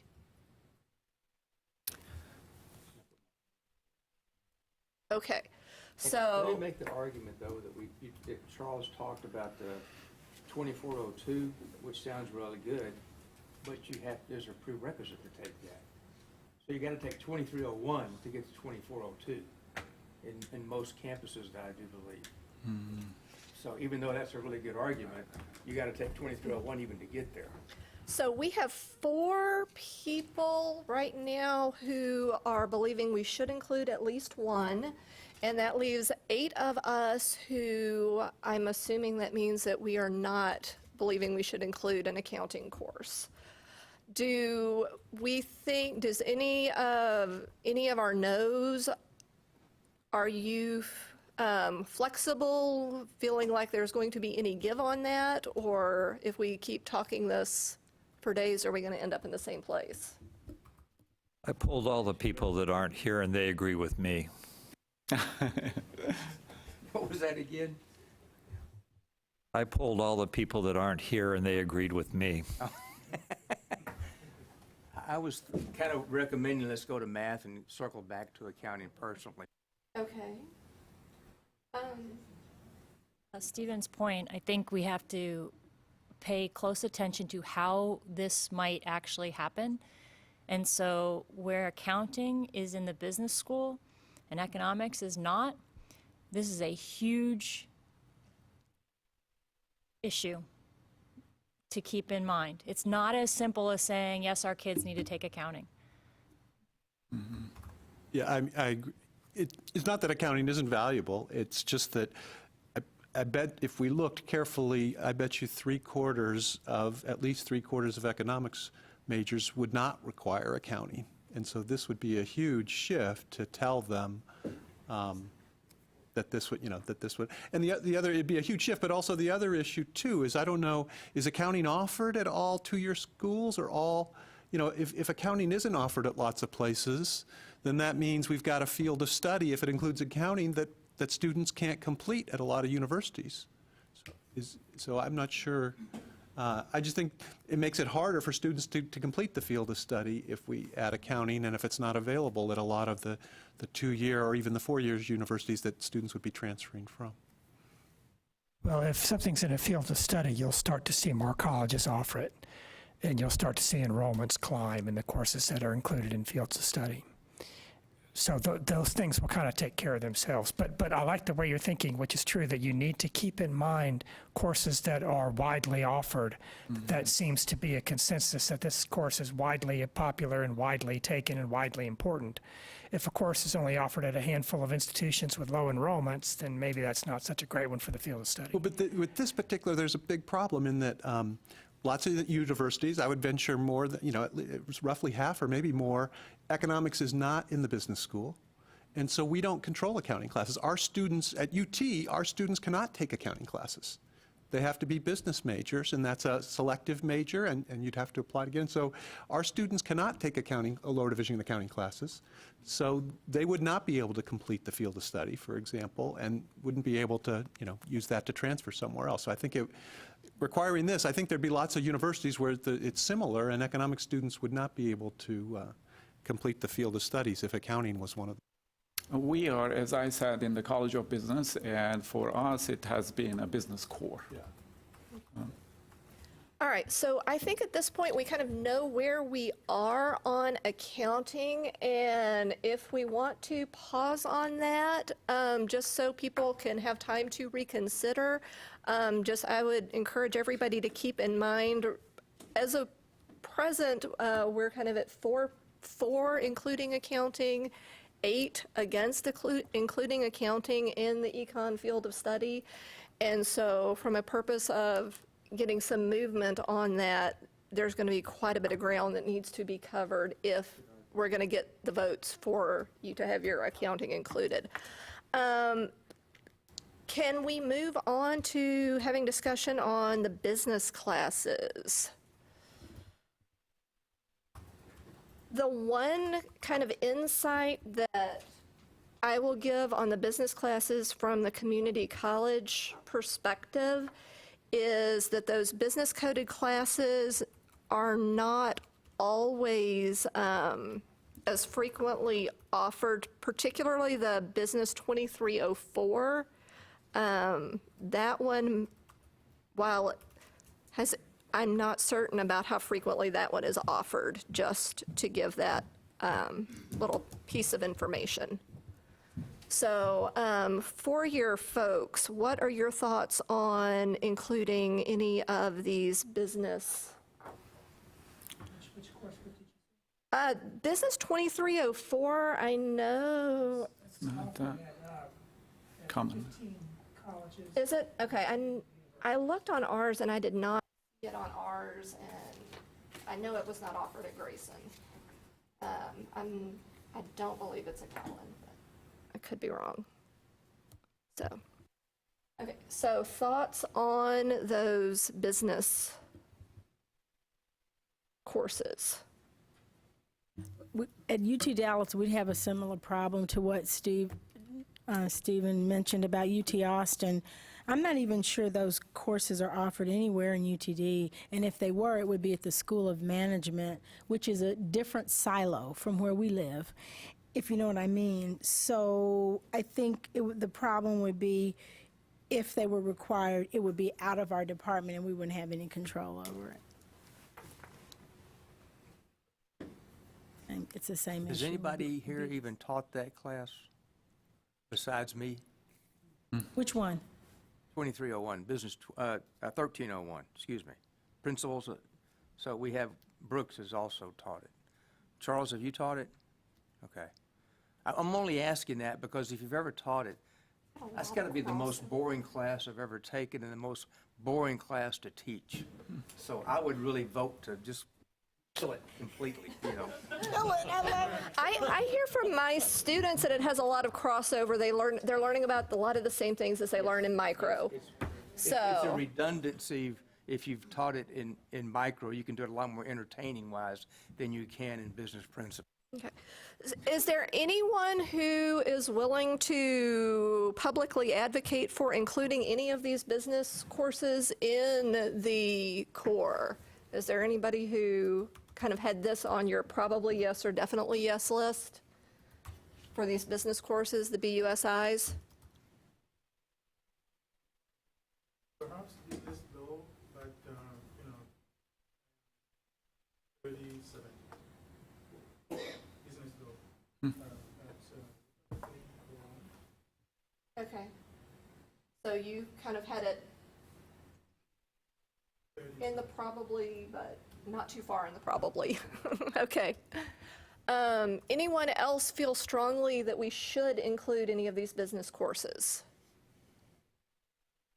Okay, so if we have one person who's 30-70 and no one else, so can we agree to move on business?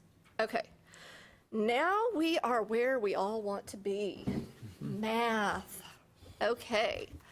So I know on the math courses, I know we're going to have a couple of issues on the math courses that we're going to kind of have thoughts on the level of calculus or no calculus required, and then there's probably going to be a separate discussion that we need to have about statistics.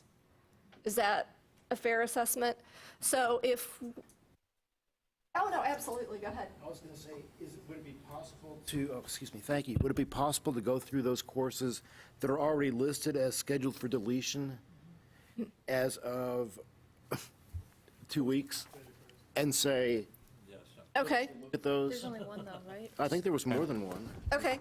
So Yeah, which, here's another, oh, I'm sorry, I thought They're they not on were. here. they're not on here? Okay. 25. There's only 1425 is now gone, but we have 1325 on our list.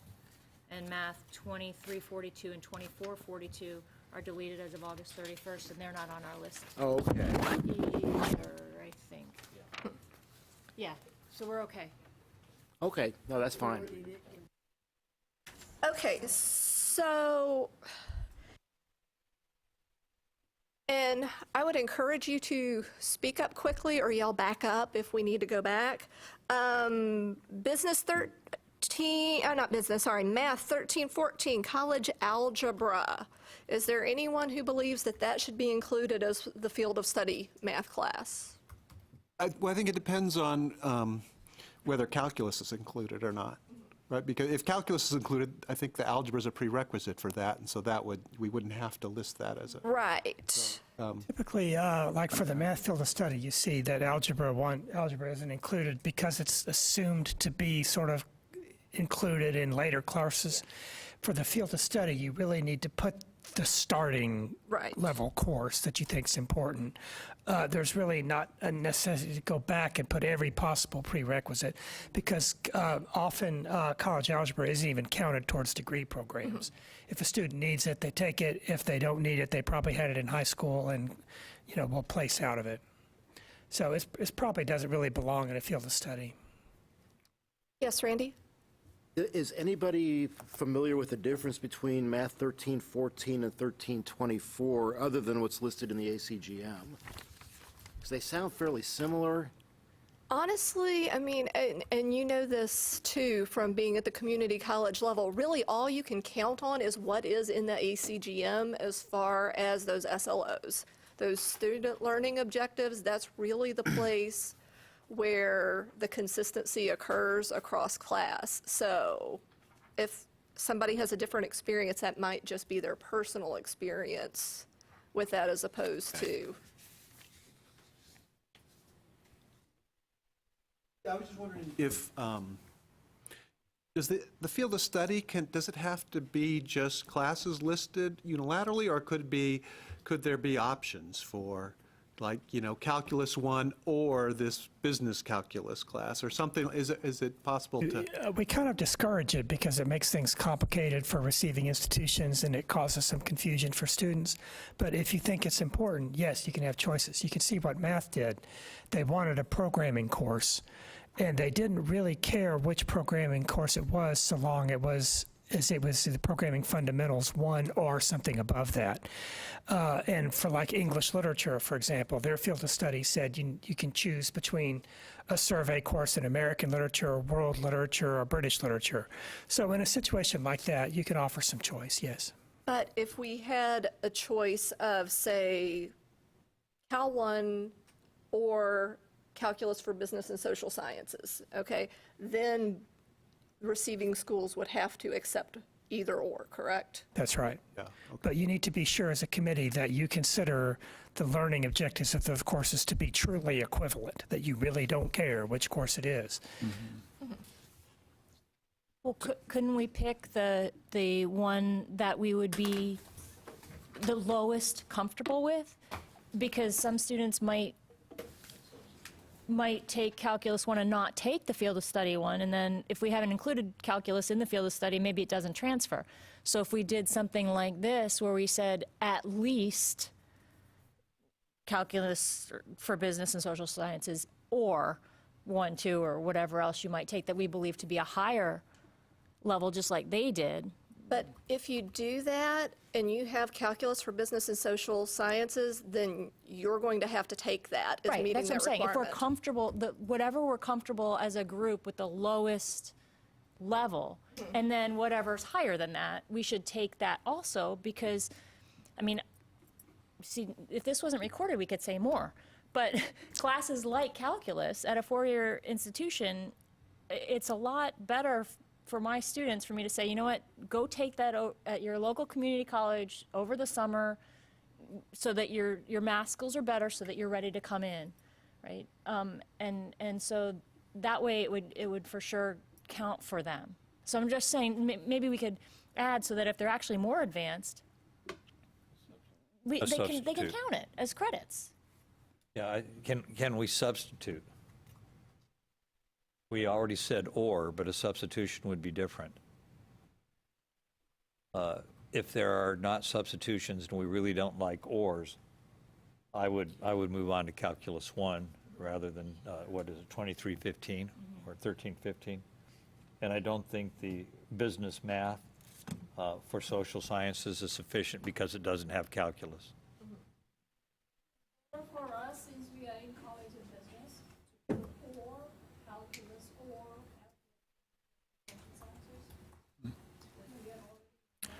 Okay. So are we all at least agreed that kind of our threshold as we go through here, college algebra, plane trigonometry, and mathematics for business and social sciences are not going to be where the bar is at? That we're going to be having a more substantive discussion over whether we draw the line at Business Cal versus Calculus 1? Okay. So let's just take, why don't we go around and kind of state where we each stand on that, and I'll kind of keep track of numbers for us, just so we have an idea of how far we are, because I would hate for us all to be convincing people who are already convinced. Kind of where we are. Does that sound reasonable to everybody to expedite the discussion? Okay, Charles, you are our first. I'm good with the consensus. Business Cal or Cal 1, I mean, some of the topics in Cal 1, a lot of the trigonometric functions aren't used a whole lot, but I'm sure they're used periodically, and so I'm good with whatever everybody else decides. Okay, Ruby? Okay. Okay. Okay.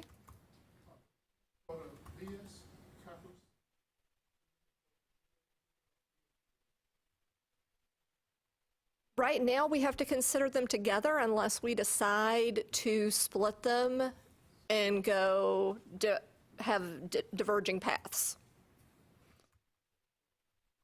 So Cal 1? Okay. I'm with Bobby and splitting. Okay. So if you split, then what would you, for BA, what would you recommend? Let them do business calculus. Okay, so you're for splitting, Randy? I'll go with consensus here. Consensus? Okay. Susan? I'd go with splitting because that's how our program is set up. Okay. The BS is the math-intensive one, and the BA is not. Okay, Brooks? I think I prefer calculus, but I'd be happy with the consensus. I see the value of the or option. Okay. I, personally speaking, would probably prefer divergent paths. So business cal for BA or BBA, Cal 1 for BS. Just, that's my thoughts. Mahmood? We offer only BS, so Math 1325, I think is appropriate for us. You're split. 1325. So he's saying for the BS for him, calculus for business and social sciences is, okay. All right. I would go for splitting too, but can I just give one story? I had a student taking macro one year, and she was really understanding economics, but she couldn't understand any math. So at the same time, she was trying to get out of algebra, and her statement was, I can't make an A in this class if I don't understand math. And I said, I agree with you. And she went, no, that's not right. I said, no. I said, if you don't understand math, you shouldn't make an A in this class. And she goes, well, then why did they let me take the class if I didn't understand math? So, I mean, so if we get the heart of it, you got to have that basis in there, or, that you run into students like that all the time. Okay. So, yeah, so I'm in favor of splitting also. Splitting also, okay, and I'd probably vote for the Calculus 1, or at least if, we only have a BA program at UT, and we require Calculus 1 and Calculus 2 for our majors. So if we did split, people proposing splitting the business calculus, are you proposing only business calculus and Calculus 1 wouldn't count for a BA, or a B or? Or, okay. Yeah. I guess I'd prefer Calculus 1, because again, for this field of study, well, I guess one issue is how widely available are at the potential transferring institutions are the business calculus courses available? Do lots of is that more available than Calculus 1? Or I would imagine Calculus 1 would be available everywhere. May I just tell you from, I do graduate admissions, and I get more students who have taken business calculus and want to join our master's program with only business calculus because they have not been able to take calculus somewhere else in the math department or whatnot. So we need to get their syllabi and check that they cross and that sort of thing. So I don't know. I think that sometimes that's an issue, but if we say at least business calculus. Mm-hmm.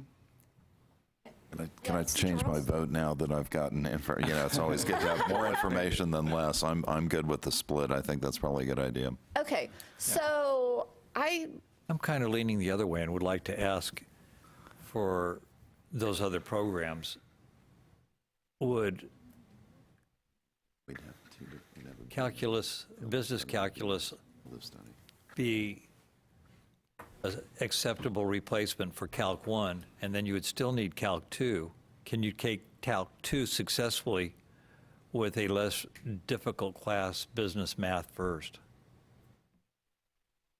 Just to interject on the earlier question, it looks like Calculus Math 1325 is offered at 27 universities, and Calculus 1 is offered at 29, so it's very close. Wait. Yeah. Yeah, at UT, I don't think you could take Calculus 2 without taking Calculus 1. I don't think you could take business calculus.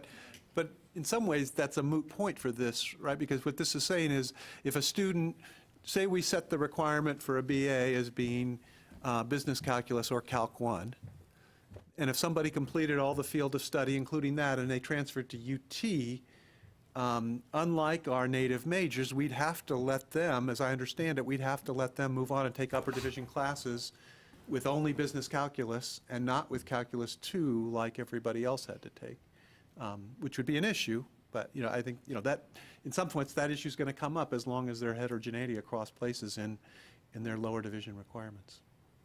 So as we have gone around the room, there are quite a few folks who are willing to kind of go with consensus on this, and those who have an opinion, the majority with an opinion seem to be thinking towards the idea of splitting them off to possibly have different things.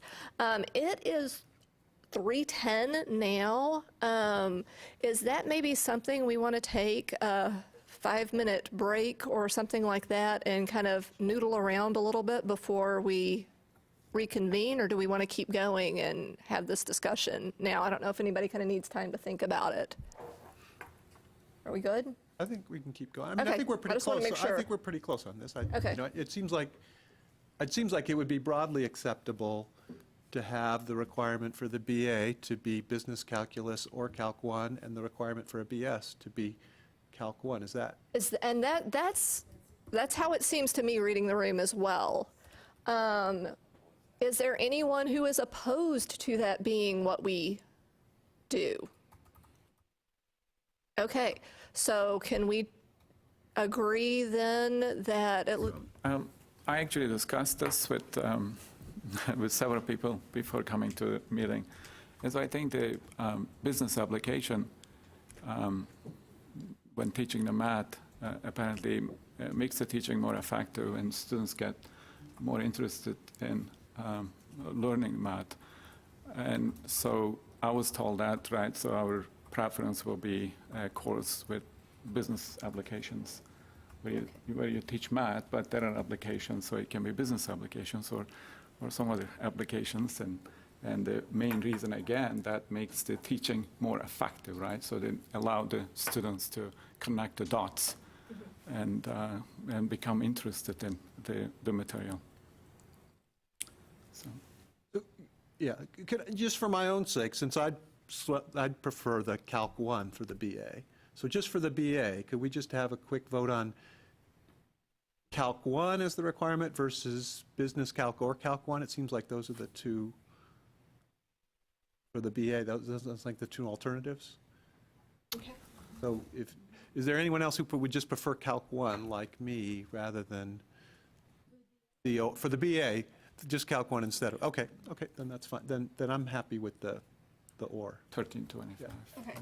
So we're looking at business calculus for the BA, and then Or Calc 1. or business calculus or Cal 1 for the BA.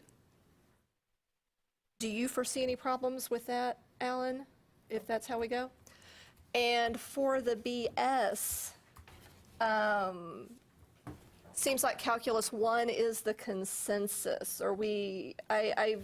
I know you had a diverging opinion, and your We school only have had a BS, diverging right, opinion yeah, so. on that. Other than Mahmood, does anyone else have a strong opinion that we should absolutely not require Calculus 1 for the BS? So Mahmood, would your proposal for the BS be the same as for the BA? It would just be business calculus or Calc 1? We will only have BS. So. Right. But but we're going to come up with a field of study for a BA and potentially a different, or it could be the same field of study for the BS. So you're just proposing that the requirement for the BS, the math requirement for the BS, be the same as for the BA. Am I hearing you right? That's true, if possible. Yeah. So then we wouldn't have a divergence. Would this resolve it though, Mahmood? Because all of your native students would probably, I mean, clearly they would take the business calculus, but the transfer students, I mean, would you feel comfortable whether they took the business calculus or if they took Cal 1? Because if you're saying that you're happy with accepting people who took Cal 1, then I don't think we really even have an issue. Yeah, that's a good point. Okay. All right. So, and I'm just kind of trying to keep track and recap here. So are we okay with Calculus 1 as our requirement for the BS? Yes? Okay. All right. So that gets us moving on to the issue of probably Does anybody see anything else coming up before the statistics? Whether to include or not to include, that is the question. Yes, sir. Can you bring it back to the slide with UT Rio Grande Valley and U of H and whatever the other top transfer institutions, UTD, and there was someplace else, and it's slipping my mind, I'm sorry.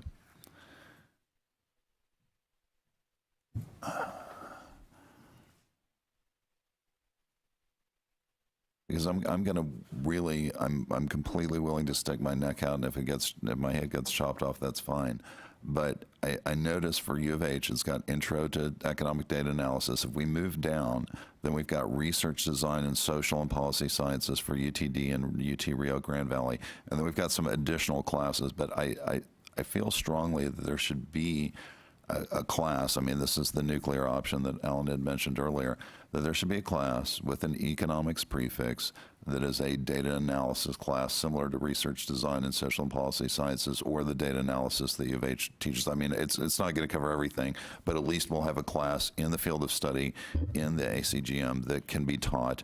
And because I feel like it's, at least in my own institution, I feel like having the psychology people teaching the economics statistics class is insufficient. I don't know. I might be crazy there. I might be just out on a loop, but that's my opinion. I tend to agree with you, Charles, and I think maybe one way to think about the distinction is that what field did you say? Teaching the psychology, right? Yeah. So and not to be down on another science, that's not the point, but that our students are being prepared not to be connoisseurs as much and understanding on a basic level, work that has statistics in it, but to have the ability to actually do the data analysis themselves, find the data, analyze it, understand it, run regressions, whatever the case may be. They're not going to get that from that one that you described. So, I actually would like to propose two courses to be added. One, I will call it a computing course, and the other one is statistics, economic statistics. Right. So, if you think about it, according to Daily Science, 90+% of the data that exists today was collected during the last 2 years. So there is this massive amount of data, right? Data that anybody wants to use is on somebody's hard drive, and it eventually becomes available. So I think exposing the students earlier to how to extract the data, not only to analyze it, right? How to extract the data, to collect the data from the web efficiently, right? It's an important skill to have. And I am not suggesting that we should teach them Python. Maybe we should, but at least Excel, right? So and students should be able to learn some coding and skills to extract the data from the web, and I think that will make them highly marketable, right? It's a great skill to have. And the good thing about it is that it can apply to any fields, right? So it's just increase the market value of the students. And the other one is statistics, as we discussed a little. So in that typical statistic course, right, a rigorous course, where students learn, right, how to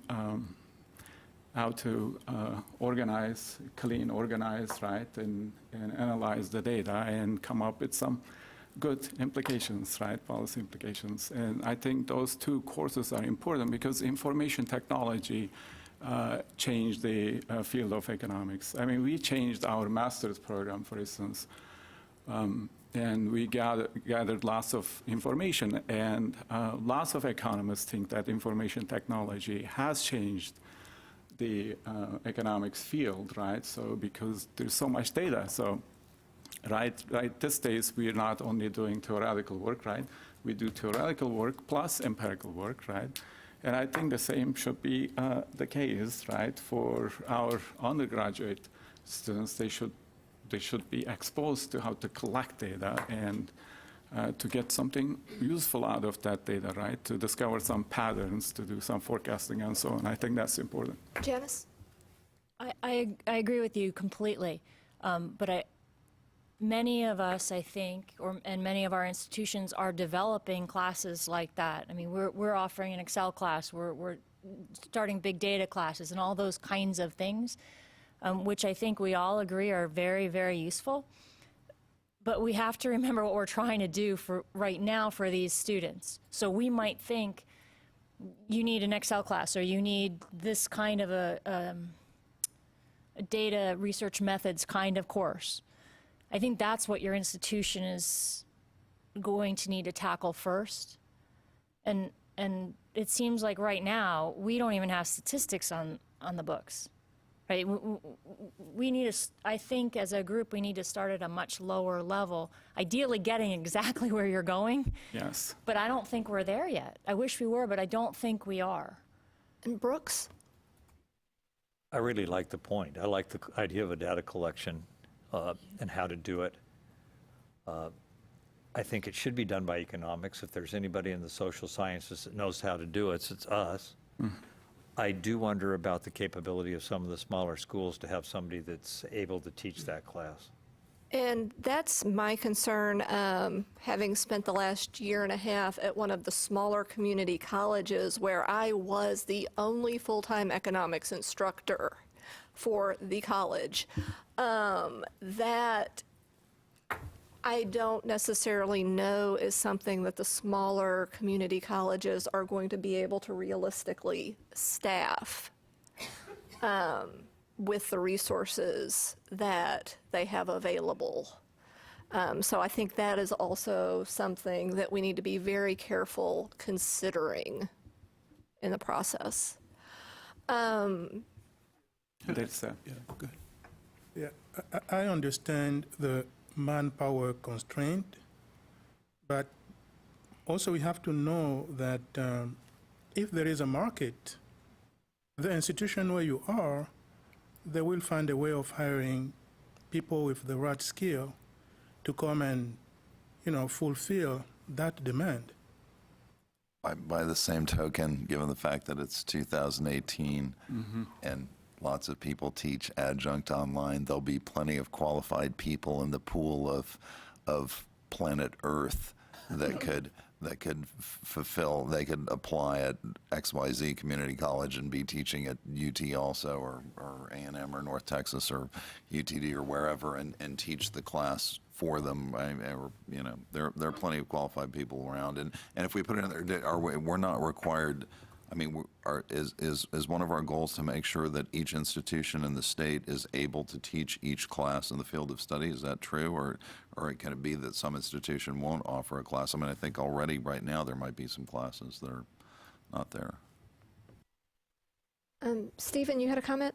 Yeah, I mean, to be part with the statistics, the issue comes up too. Remember, this field of study thing is just about lower division courses. Correct. And in a lot of places, statistics at UT, statistics and econometrics, a lot of the kinds of classes you're talking about could be upper division courses and are at lots of places. And upper division courses, for data analytics courses, majors are going to develop those, both in economics and other majors, and teach those. But to my mind, that's more appropriate at the upper division level, and that's where you control that. This is just about lower division courses that if a student has those lower division courses, every econ major has to accept them as a block within the state of Texas. And that's a good point, and I think the distinction was highlighted earlier, and I discussed this with some people who are familiar with the structure. So one argument, for instance, is that some of the students, I know we highlighted the distinction, they may only have an associate degree. And so then you haven't learned Excel, right? How to extract data, or how to clean data, how to organize data, how to analyze data, right? And I think that's a very important skill. And I think what's happening is that most schools now sort of encourage to have a data analysis a project in every single course, whether it's a marketing course, whether it's an econ course, it's in any fields, right? Because it is really becoming important, right? And I think another related to this even to consider a course about decision making, right? Games and decision making. And again, related to this because the information technology makes it easier, right, to do those field experiments, right? And so we have this conceptual frameworks. Let's go and test them, right, at the field.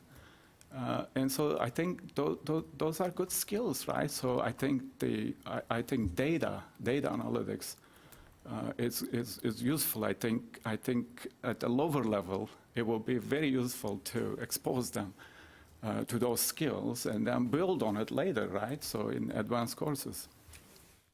Charles? Well, last but not least, just completely agreeing with Mahmoud. All I'm saying is, isn't it good for all of you at four-year schools? Isn't it good to have better students coming in than worse students coming in? That's my argument. Wouldn't you rather them have some exposure to this than no exposure?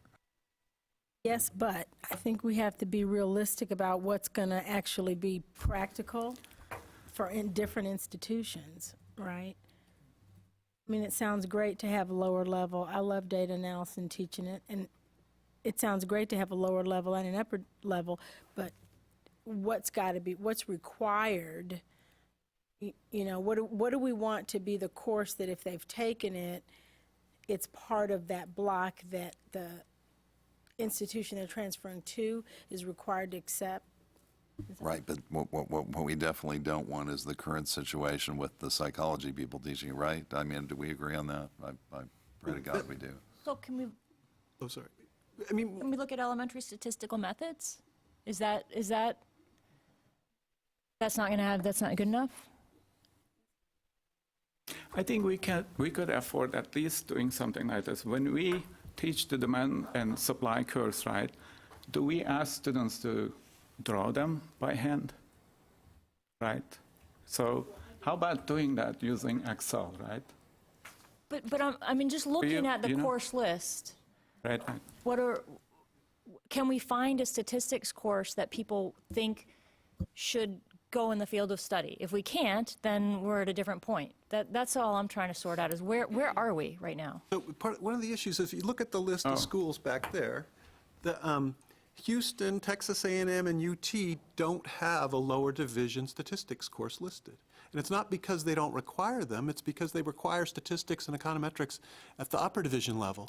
Correct. Oh, So my proposal, so my proposal would the statistics not be part of the field of studies. That doesn't mean, that means if someone, that means if someone takes a lower division statistics class, at a lot of places, at a lot of these places, I don't know about everywhere, but a lot of these places, they're going to be required to take statistics and econometrics, but at the upper division level. Oh, I agree with you. That is the case with us too, but things have changed, right? So maybe we should consider having it at the lower level, right? So It's not our choice. well, so the way I did it, right? So we have 2 or 3 common courses, right? They're listed as Texas Common Courses. And if we go to question 4, right, so we have to come up with a list of the courses. So based on the list I had, it was possible to add 2 or 3 courses and have 18 hours still. And so, but of course, some of us are in the College of Business and others are not. And so preferences are different. So that may not be the case, but when I had the principles of micro, macro accounting courses, then Math 1325 and 1324 is listed also as a common course. And so I had a room to add 3 new courses to the economic field of study. And so what I had in mind was were We don't the 3 need 18, courses we that don't I need 18 highlighted. units. You don't have to We don't have to have 18. No, we don't, but we, right, so if you wanted to add courses that we think are useful, we may do that. That's my point. Sorry, yeah. Let me propose for a moment that we look at this perhaps from a different angle, okay? I understand that you do not require, and many of the schools do not require taking like statistics, elementary statistics, at a lower level because you have these higher level courses that cover that and are more focused on economics. Would it harm your students or set them back in any way to have that introduction to statistics at the, at the elementary statistics level, and then be required the econometrics or, the level that you're doing in your upper levels, as opposed to trying to create a whole new class, a new lower level class that doesn't exist already? One of the things that we noticed in the presentation was that the transfer students don't do as well as the native students, and perhaps having a statistics class required by those that are transferring would help them better into those more advanced upper level classes. I know, just speaking personally as a student, a firm foundation in statistics, it seems, just to be more familiar with the language and things like that of econometrics was helpful for 1,000 years ago. But I don't know what harm necessarily for transfer students, including an elementary statistics course. Well, the potential harm is that class, so if lower division statistics is counted, then when they transfer to UT or A&M or U of H, that's going to have to count as part of their economic majors of the whatever number of units. And so, it could count as an elective course, but it could be, one potential would be the university to say, okay, that's going to count for the upper division statistics course that we would have required native students to take. And so they would have, they would be less prepared because they wouldn't be taking. Okay, so let's perhaps think about it this way. Who do we have, or let's maybe look at it from the perspective of we don't need to include any statistics whatsoever in the field of study. We should definitely include statistics, or that is not good enough and we need to create something new, kind of three choices to kind of take the temperature of where we are. Does that seem reasonable? Okay, so. A little bit different position. I would be very concerned if Stephen's right, and lower division class would bump an upper division class. Absolutely, that is a legitimate concern. But I think, taking temperature and thinking about kind of where we are might help speed things along. What are your thoughts? We'll start with Janice. Sorry, or you can pass it down.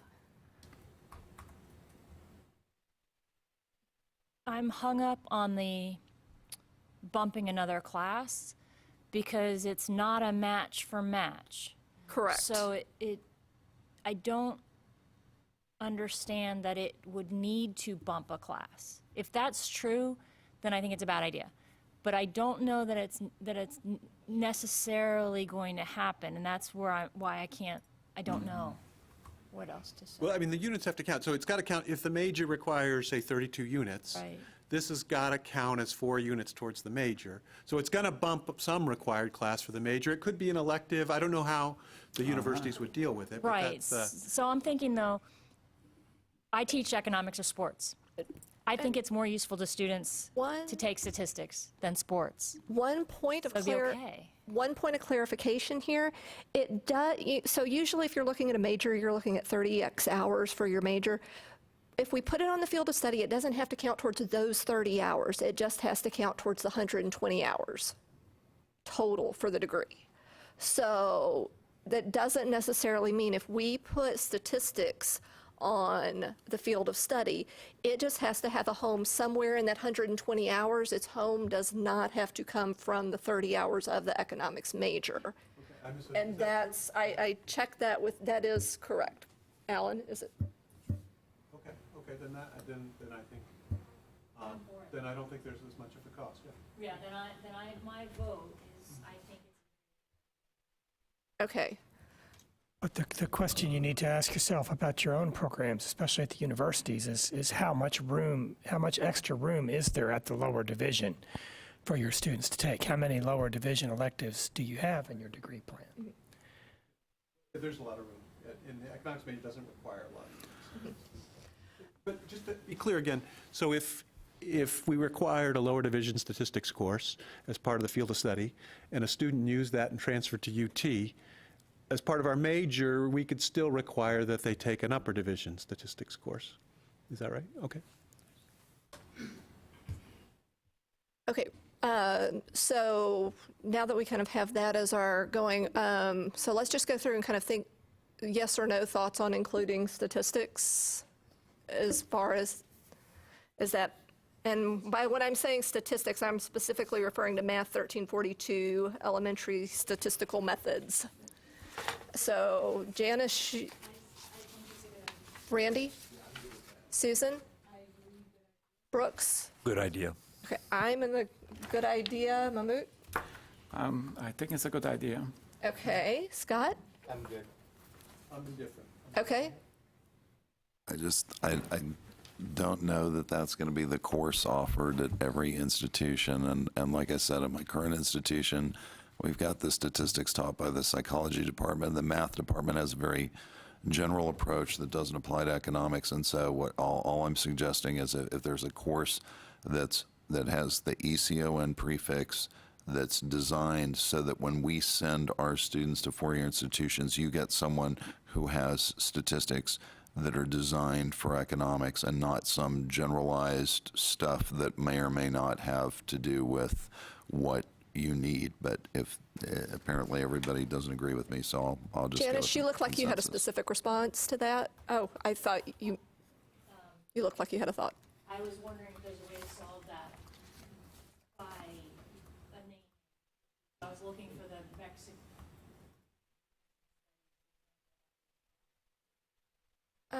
Do you have the Mexican American Studies? Just to see if we can say. And maybe we can cross-list. Maybe we can cross-list. Yeah, the process. Okay. Maybe decision sciences has a statistics that people would be happy to do. So like in our college, we have computer information system and quantitative.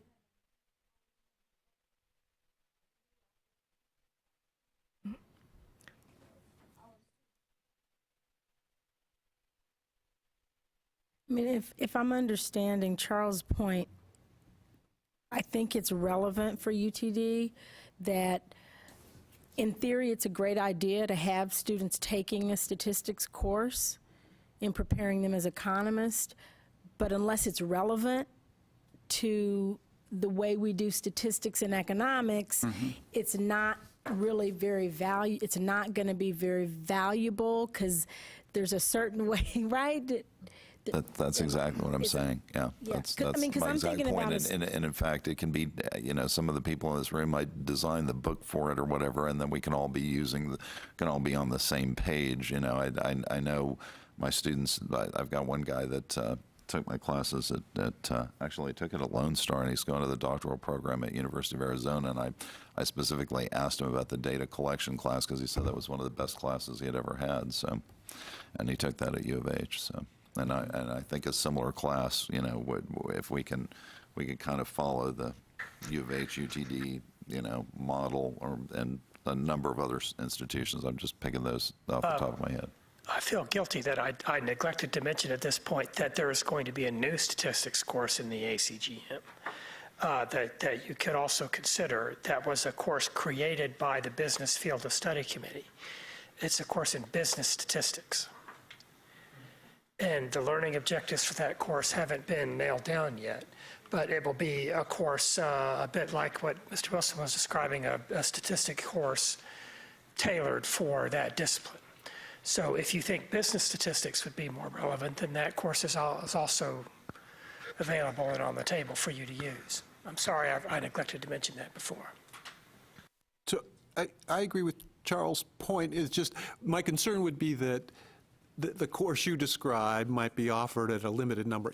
Statistics is offered at different places in different ways. Sometimes it's a social science department, sometimes it's the economics department, sometimes it's the business school, a lot of times it's the math or statistics department. And so Janice's point, I think it'd be, just to make this easier for lots of students to do the field of study, I would prefer to have the or, with this elementary statistics class that we've been talking about and add whatever other courses that we think would be, I think the course you described might be better. It would be ideal if they could take it from an economics department. But my understanding is a lot of these community colleges, the economics department staff is very small, and there's a limited number of courses they could teach, and so courses like that might be taught in other departments. And so I'd just rather have the or to make it easier for students to meet that requirement.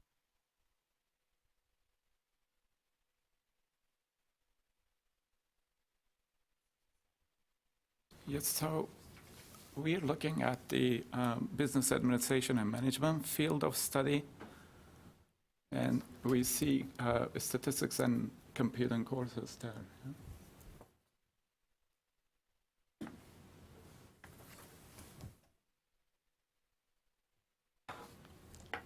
So there appears to be, and I'm not sure, what is the? BCIS 1305 and business statistics 23XX. 0102. Okay. So those, as we have this discussion, those could be potential solutions if we're concerned that, like Susan, that just a straight up statistics class isn't focused enough in the right direction, that maybe business statistics would be more appropriate. Put it bluntly, it's not hard enough. Is that XDEX? Because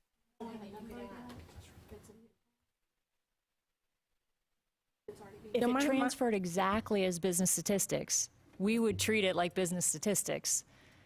It doesn't make it replace math stats, Right. or decision sciences stats. It's itself, and our department's still going to say that's all well and good. Now go take this also, which back to Casey's point, is it harmful to accept this if a student comes in with it? I don't think so. If it is, then we need to rethink the whole. I might not be clear on what is the purpose of the what would the purpose be of the statistics course if we were to include it in the field of study? So for instance, does it have anything to do with preparing students to take upper level econometrics? If it does, for our specific case, the kinds of courses I'm thinking about are not going to help them. Wouldn't prepare them for, help them at all to be prepared for econometrics. I don't think much. That's why I say I'm not sure I'm clear on what we want the statistics requirement, if we have it, to accomplish. Statistics. For the BS degree, I don't think you want to put in a business. I want you to have a class that deals with more. They're going to be helpful for students if they get to high level course, not at the lower level, just have a statistics course. Because if you take a business class and you go to another university and you just took basic business concepts, when you get to other university, it's a totally different approach. And I think it would be better if that statistics class is taught at a higher level rather than the first two levels. Because there's a tremendous difference when you go from the business program to the BS program when you're not dealing with the business side. It's a total different. So I think a higher level course, especially for the BS degree, would be better. Good, but I have done some research, and I have seen that some schools actually offer two courses, start courses at the lower level, and some are even teaching something basic like the one we see on the screen, where they teach on the Excel, simple stuff. So it seems to be a trend, and this is my personal view, not my institutions, right? So I just think that the skills are becoming important, and I think if we expose the students early enough, so it will make it easier for them to effectively learn the material in other classes. For instance, sports economics, I think if they have some of those skills, I think it will make it more effective, right, to learn that stuff. Alan, you looked like you had a thought. Thanks. I just have the description that the Learning Objectives Committee came up with for business statistics, if it's helpful. I'm sorry, I can't put it on the screen. The course description is descriptive and inferential statistical techniques for business and economic decision making. Topics include the collection, description, analysis, and summarization of data, probability, discrete and continuous random variables, the binomial and normal distributions, sampling distributions, tests of hypotheses, estimation and confidence intervals, linear regression, and correlation analysis. Statistical software is used to analyze data through the course. And the prerequisites are mathematics for business and social science majors and college algebra and business computer applications. And then there's 10 learning objectives if you need to hear those. So that description you read fits pretty well. You know, it overlaps a lot with elementary statistics class as well. And so, I'd be in favor of having the or with that class or Math 1342 as the statistics requirement. It's sounding like we're starting to reach a consensus on that. Is there anyone who is opposed to us using either business statistics, BUSI 23XX, because they don't have a number for it yet, or Math 1342 as part of our field of study?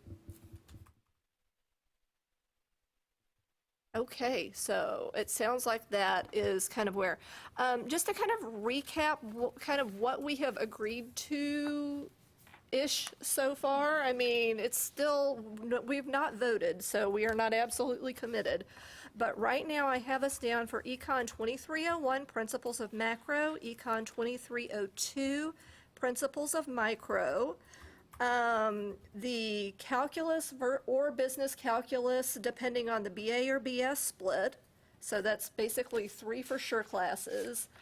And then business statistics or elementary statistical analysis. So we've essentially got 4 classes in some way, shape, or form towards filling out this field of study, if everybody is still kind of on that path. Is anybody, am I right on that? Am I keeping count right? I guess I want to make sure. Okay, perfect. Kind of since we are at that point and we are working our way sort of through our list and our math classes, does anyone have other insight that they want to bring up, or any other thoughts kind of what else we should consider, if we should consider anything else?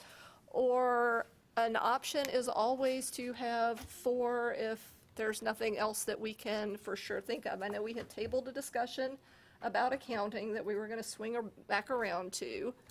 But if anybody has any other thoughts on anything else that either is on our worksheet list that we haven't talked about, or a specific class from the AGCM that already exists in some other department. There is, for our consideration, there is the Business Computer Applications course, which, according to the lovely PowerPoint, we're looking at learning objectives are being adjusted to include some Excel programming in that. So that might be a way of meeting some of the needs that have been expressed already. I'd propose that we stop here, and my proposal would be not to add anything else. Okay. And partly the concern is, if you look at the list of what the four-year universities on that Excel spreadsheet, most of them only have 4 or 5 lower division classes. They don't have, so if, in some sense, if we make this field of study bigger, then we're kind of changing the major at a lot of those places to include more lower division classes and potentially substitute for upper division classes. Is there anyone who has a significant disagreement with that? Any contrary input? Is there anybody, if we hold at 4, the 4 that we've talked about, is everybody going to be okay with that? Micro, macro, some iteration of calculus, and then some iteration of the statistics, just for summing up purposes. Okay, I would propose that we take maybe a 5-minute break, so anybody who needs to can run to the restroom, think about it, make sure they don't have any last minute, I forgot to include this, thoughts. And then if we actually all agree that the 4 that we have are the 4 that we have, then we can make a motion. Are we forgetting anything else? Are we overlooking anything, Alan? Okay, so we want to take like a 5 to 10 minute break? Yeah, for those in the booth, we'll adjourn until 4 o'clock. Okay. Okay, thank you. Okay, we already lost Janice, so. Oops.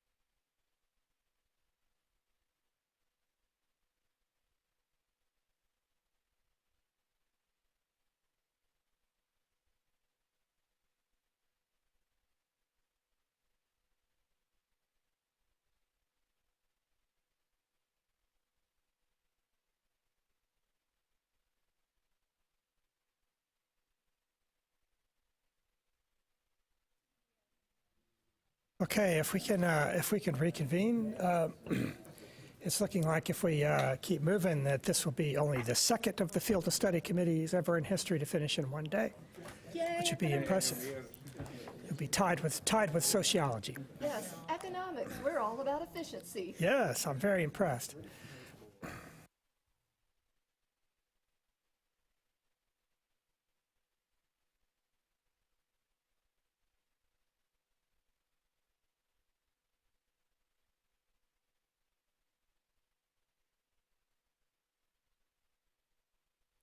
All right, so we are now reconvening. Does anyone have any final input that they would like to make before we get to the motions, kind of tying up what we have agreed on today? Any other last-minute considerations for the group? I do want to make sure that everyone is heard.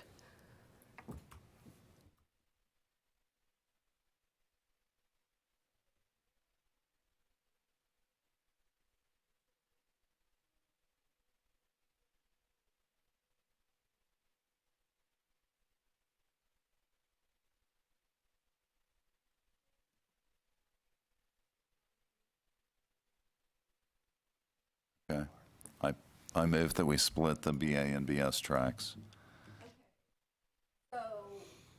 And do we want to go ahead and, let's go ahead and with that, with your motion, can I get you to include the courses for each track? That way we can have one. For the BA, we decided with the two principles classes, the business calculus for the BA track, and then either the new business statistics class or the existing, I'm sorry, I've forgotten the number. Okay. The existing math class.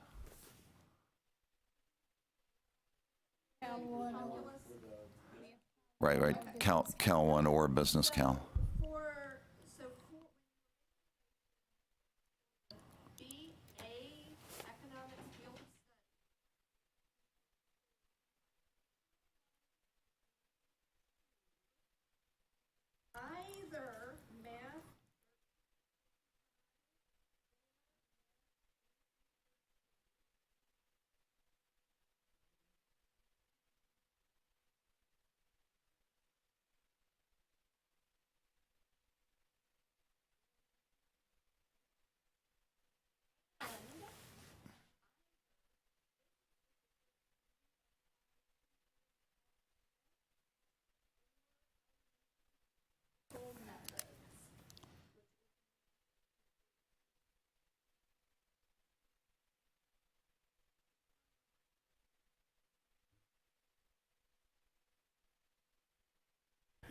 Oh, my bad. Oops. Okay. Do you want me, since I have this, you want me to make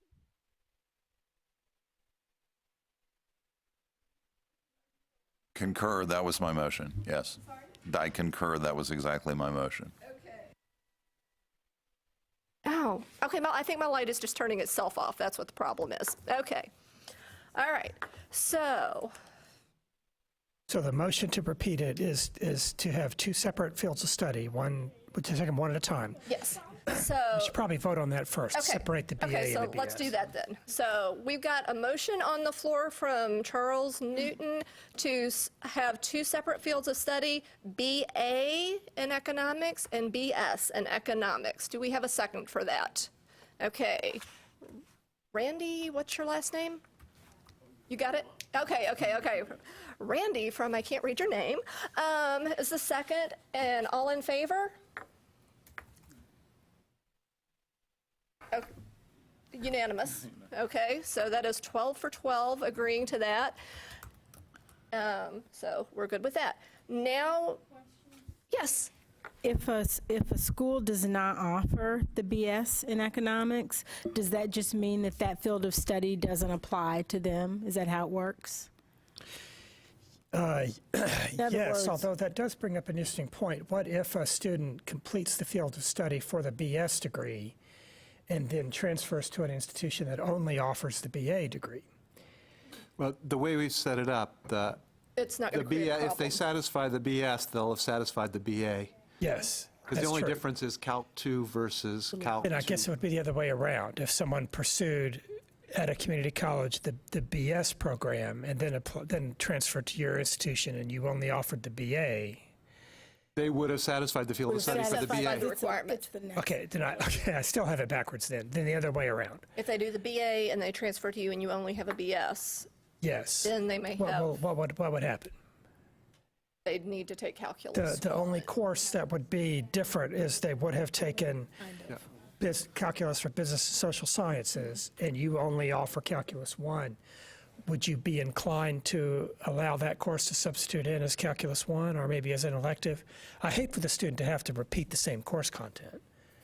Can you restate the circumstances? I just didn't If a follow you. student had taken a BS,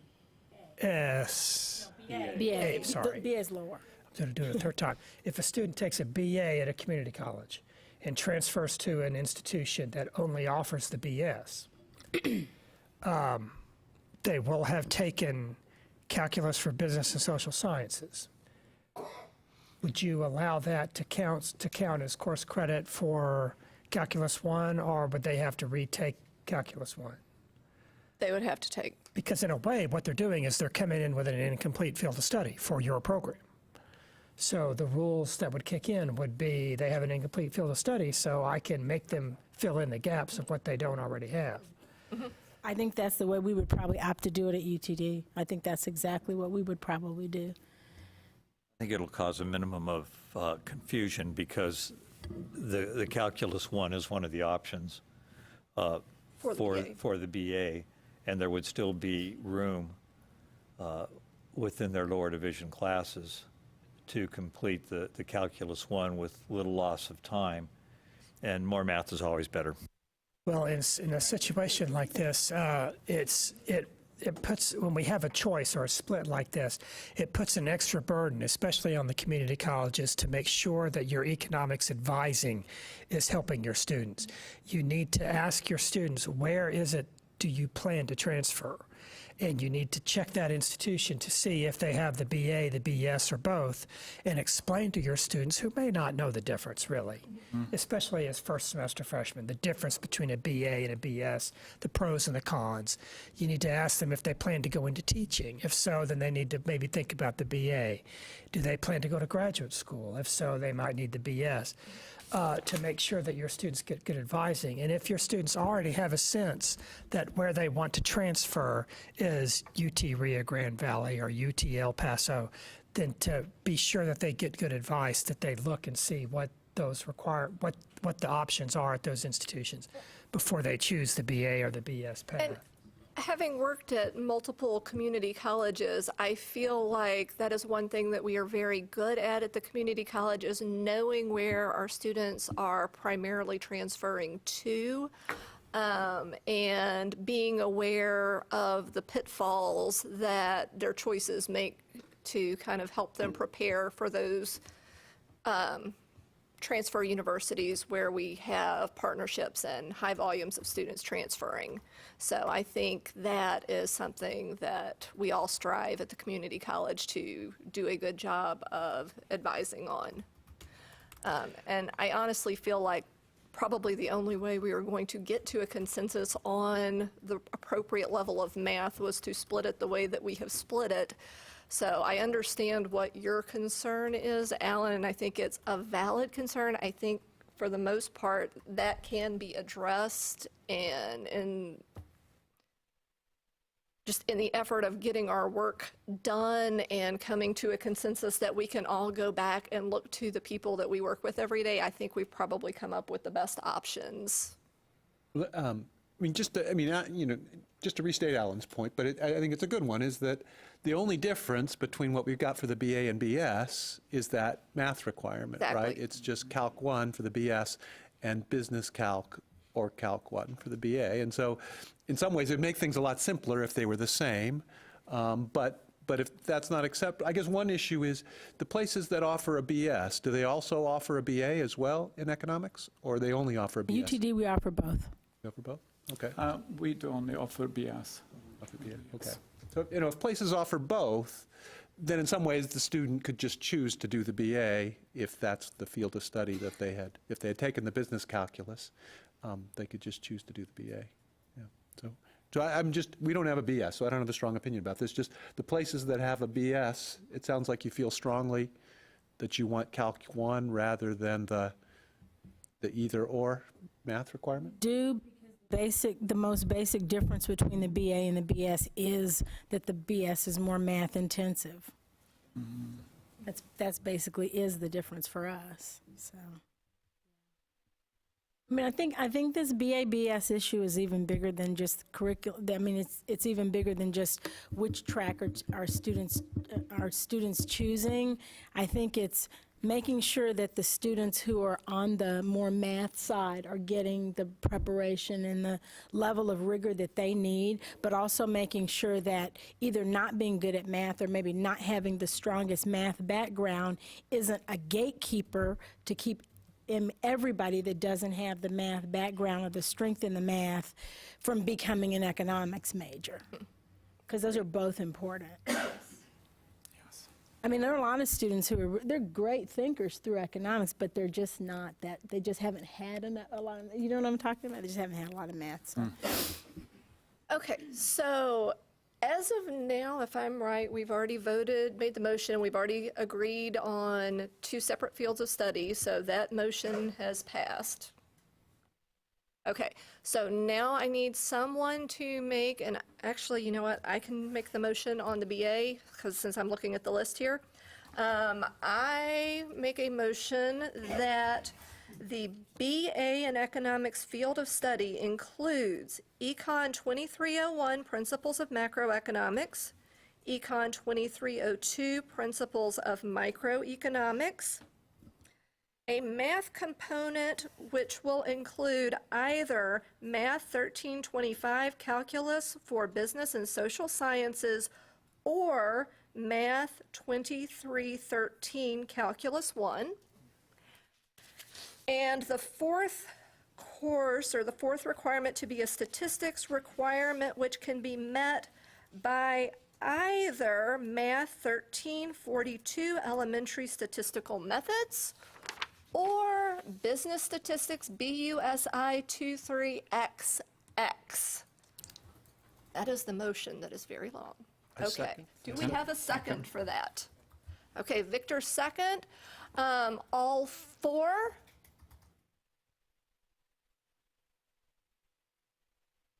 So I am counting a unanimous vote on that. And Unanimous. no one opposes. Okay. All right. That takes us to, does anybody wish to make the motion for the BS, or do y'all want me to do it again? Me again? Okay, here we go. All right, so that takes us to our motion for the economics field of study for the BS degree, which should include Econ 2301, Principles of Macroeconomics, Econ 2302, Principles of Microeconomics, a math component, which is Math 2313 Calculus 1, and a statistics component, which can be satisfied by either Math 1342 Elementary Statistical Methods or Business Statistics BUSI 23XX. Do I have that motion correct, folks? Okay. Do we have a second? Stephen, you're going to second? Okay. And it is time to take a vote. All in favor? Okay. Oh, can we have everybody hold their hands up till I make it all the way around? Okay, so I am showing unanimous vote on that as well. Okay. Well, that's excellent, because unanimity is good. That's what we want to have come out of these advisory committee meetings. I think it's helpful. This is great. I appreciate very impressed by your efficiency, I tell you. Sometimes this goes breathlessly to the last minute on the second day. Excuse me, I'm sorry. I think this is a good, well-rounded field of study. I like this. It seems to be the right size. I appreciate Dr. Trejo's point that about 4 or 5 classes is what institutions seem to have in their lower division course offerings, right? So finding space for 4 or 5 classes, even if it's not ones they offer, is possible without having to do surgery in their upper division level courses or taking away too many student electives. So I hope there won't be too much pain for institutions on this, and it seems like a good, well-rounded one. The microeconomics seem logical, and statistics seems to make sense, and I like your flexibility with the choices. So I think you did a fine job with this. Let me tell you a few things about what happens next. What will happen is in the next week or so, this will go out for public comment. We send this I'll write up a field of study document. I'll fly it by our 2 co-chairs to confirm that it's what we agreed to, just to get a second pair of eyes on it. Then it will go out, sent to all chief academic officers at universities, chief instructional officers at colleges. It will also go to college and university presidents who are copied on it, and to the coordinating board liaison. Your institution has got a liaison who works with the coordinating board, whose job it is to make sure that our memos and communications get sent to the right people. So hopefully all of those people will get the field of study sent out to the economics departments and relevant business departments all across the state. They'll have 30 days. I'm hoping that your department and others will put this on the next agenda for their next staff meeting, committee meeting, to bring it up to their whole faculty to say, this is what we're looking at here for our lower division requirements for our transfer students. Any thoughts? And we're hoping that institutions will respond to us maybe as an institution or as a department. That's better than just every professor putting in their 2 cents, and we might get 12 letters all from the same department, because that kind of makes it skew heavily towards, maybe just the desires of one institution or one kind of institution. So hopefully institutions will speak with a single voice and give us their opinion on this. Then what will happen is I will write up the comments.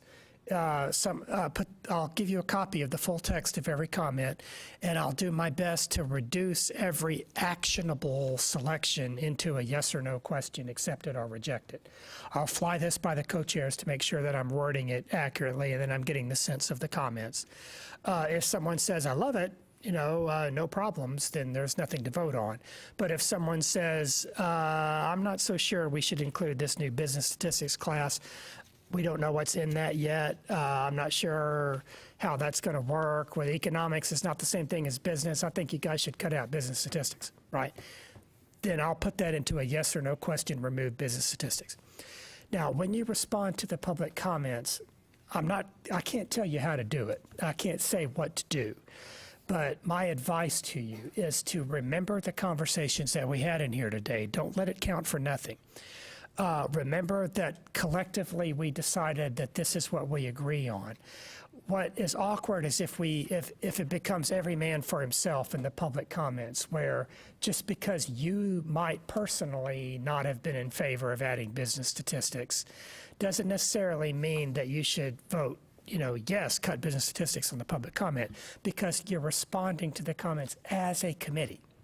And the committee as a group decided on these things. So if someone puts forward something in the public comments that genuinely makes a great case and makes you change your mind on something, fine.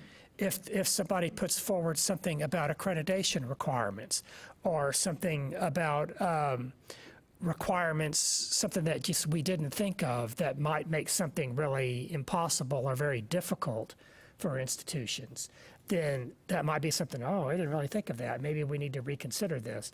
Then certainly go with that, and we can bring that back to the whole committee for further discussion.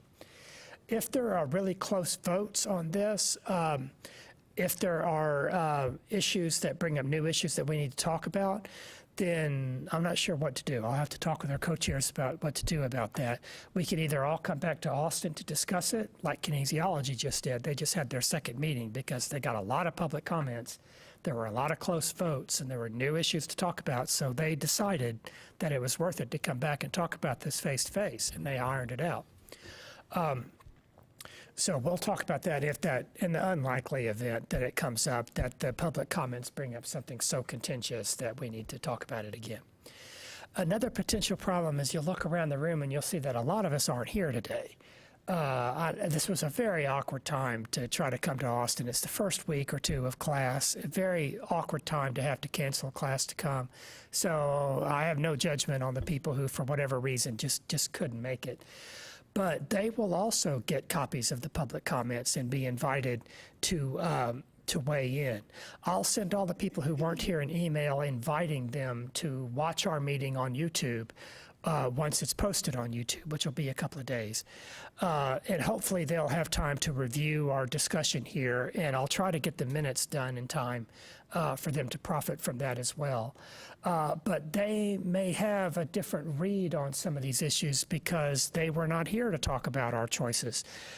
So they may come down with some different ideas. So that's something to look out for that might come up in our public comment period. Then after you've responded to the public comments, the field of study will go to the subcommittee of the full coordinating board, which is the Committee on Academic and Workforce Success, or CAUSE meeting. They'll meet in December. And if they approve it, then it goes on to the full coordinating board meeting, which meets in mid-January. And after that, it will be official. And then this would take effect, that'll be January 19th, so it would take effect in fall 2021 because institutions need a full year to be able to incorporate this into their curricula. Even then, it might be too late for it to get into their course catalogs because that's often on a 2-year cycle. So, and if there are any delays, then there are delays and this would get kicked further down the road, but I don't think there will be. So that's what we're looking at on the public comment. Any questions or thoughts on how that's going to work? Will you send us the final field of study Sure, motion absolutely. or whatever as well? Yeah, I'll send you the final field of study and a copy of the invitation memo to request public comments, which you can send to your colleagues. If you participate in any listservs or faculty groups or Facebook groups or anything like that, mailing lists, if you're attending any conferences or going to any department meetings or division meetings, it would be great if you could pass the word along that we are soliciting public comments on this. And again, I appreciate you getting your word out about the field of study. Someone on another committee made a really good point once that this makes a really good conference paper. You can talk about what a field of study is and how it works and what the issues that came up in today's meeting might be for economics. It fits nicely into a 20-minute panel discussion, you know. And quite often, lower division courses do not get the attention or the love from faculty. You know, it's all the upper division stuff and the graduate courses and research that tends to get so much of the attention. But, you know, sometimes not enough really thought has gone into what are the pros and cons of a uniform lower division requirement and what it is we need our economic students to know. So if some of you would like to collaborate together, since you work together on a committee, on some sort of research or publication or conference paper that helps get the word out to other Texas economics faculty that this is our field of study now, and to emphasize that this was put together by faculty members, not by the legislature, not by the coordinating board, and that you all worked together and discussed the issues and collectively arrived at this being a good idea. So I can encourage that as well. It's a nice way to do it.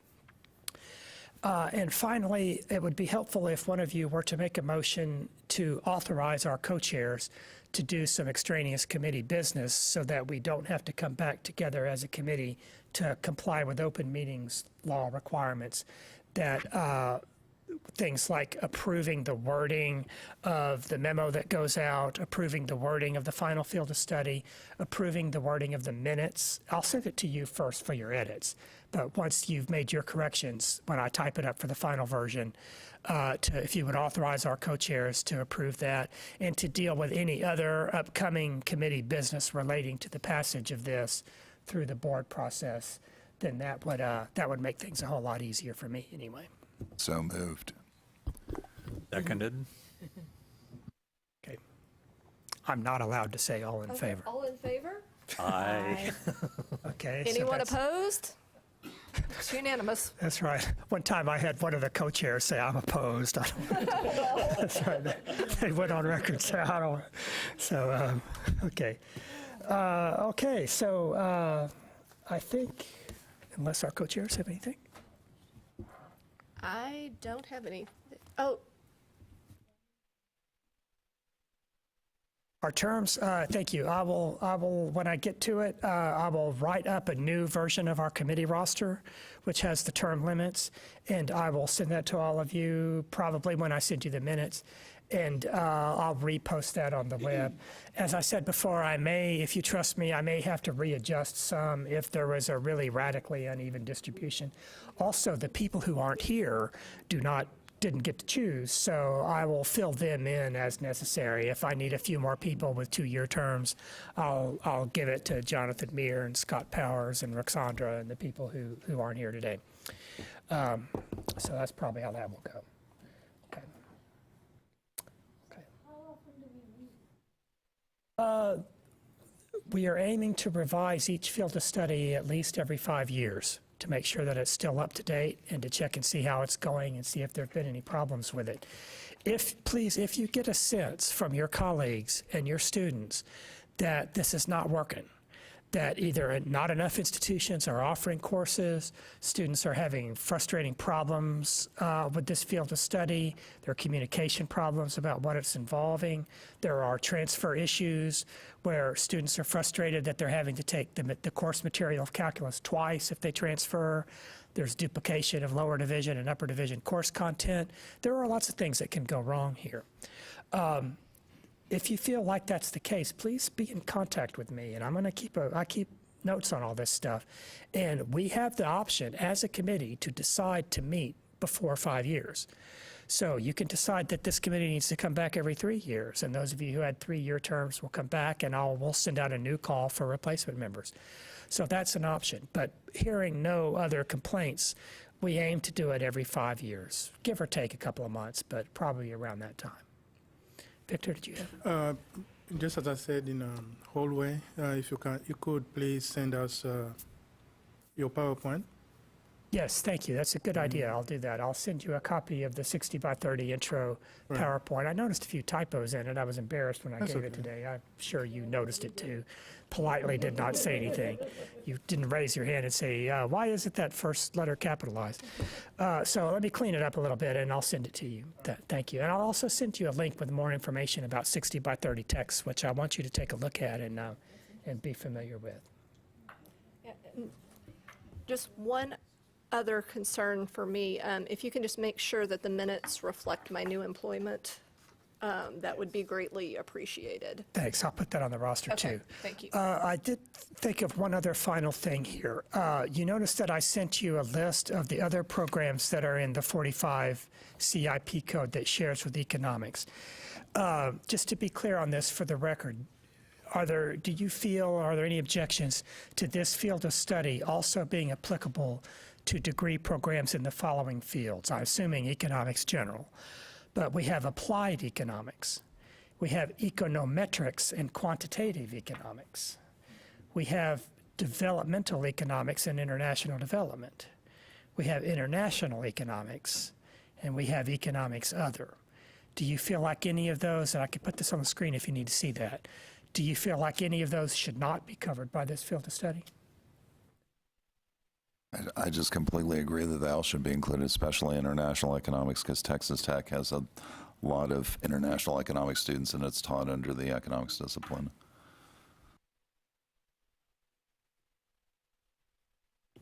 Okay. So is it fair that the consensus is this? I'm not sure Texas even has degree programs in all these, but so we're okay with that. Applied economics, econometrics and quantitative economics, developmental economics and international development, and international economics. Okay? Okay.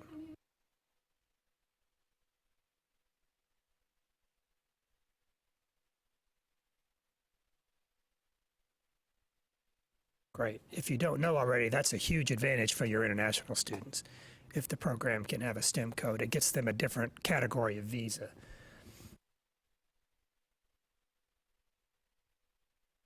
Okay, with that, I wish to express my my great thanks to our recording secretary and to our two co-chairs who did an excellent Thank you. job today. Thank you very much.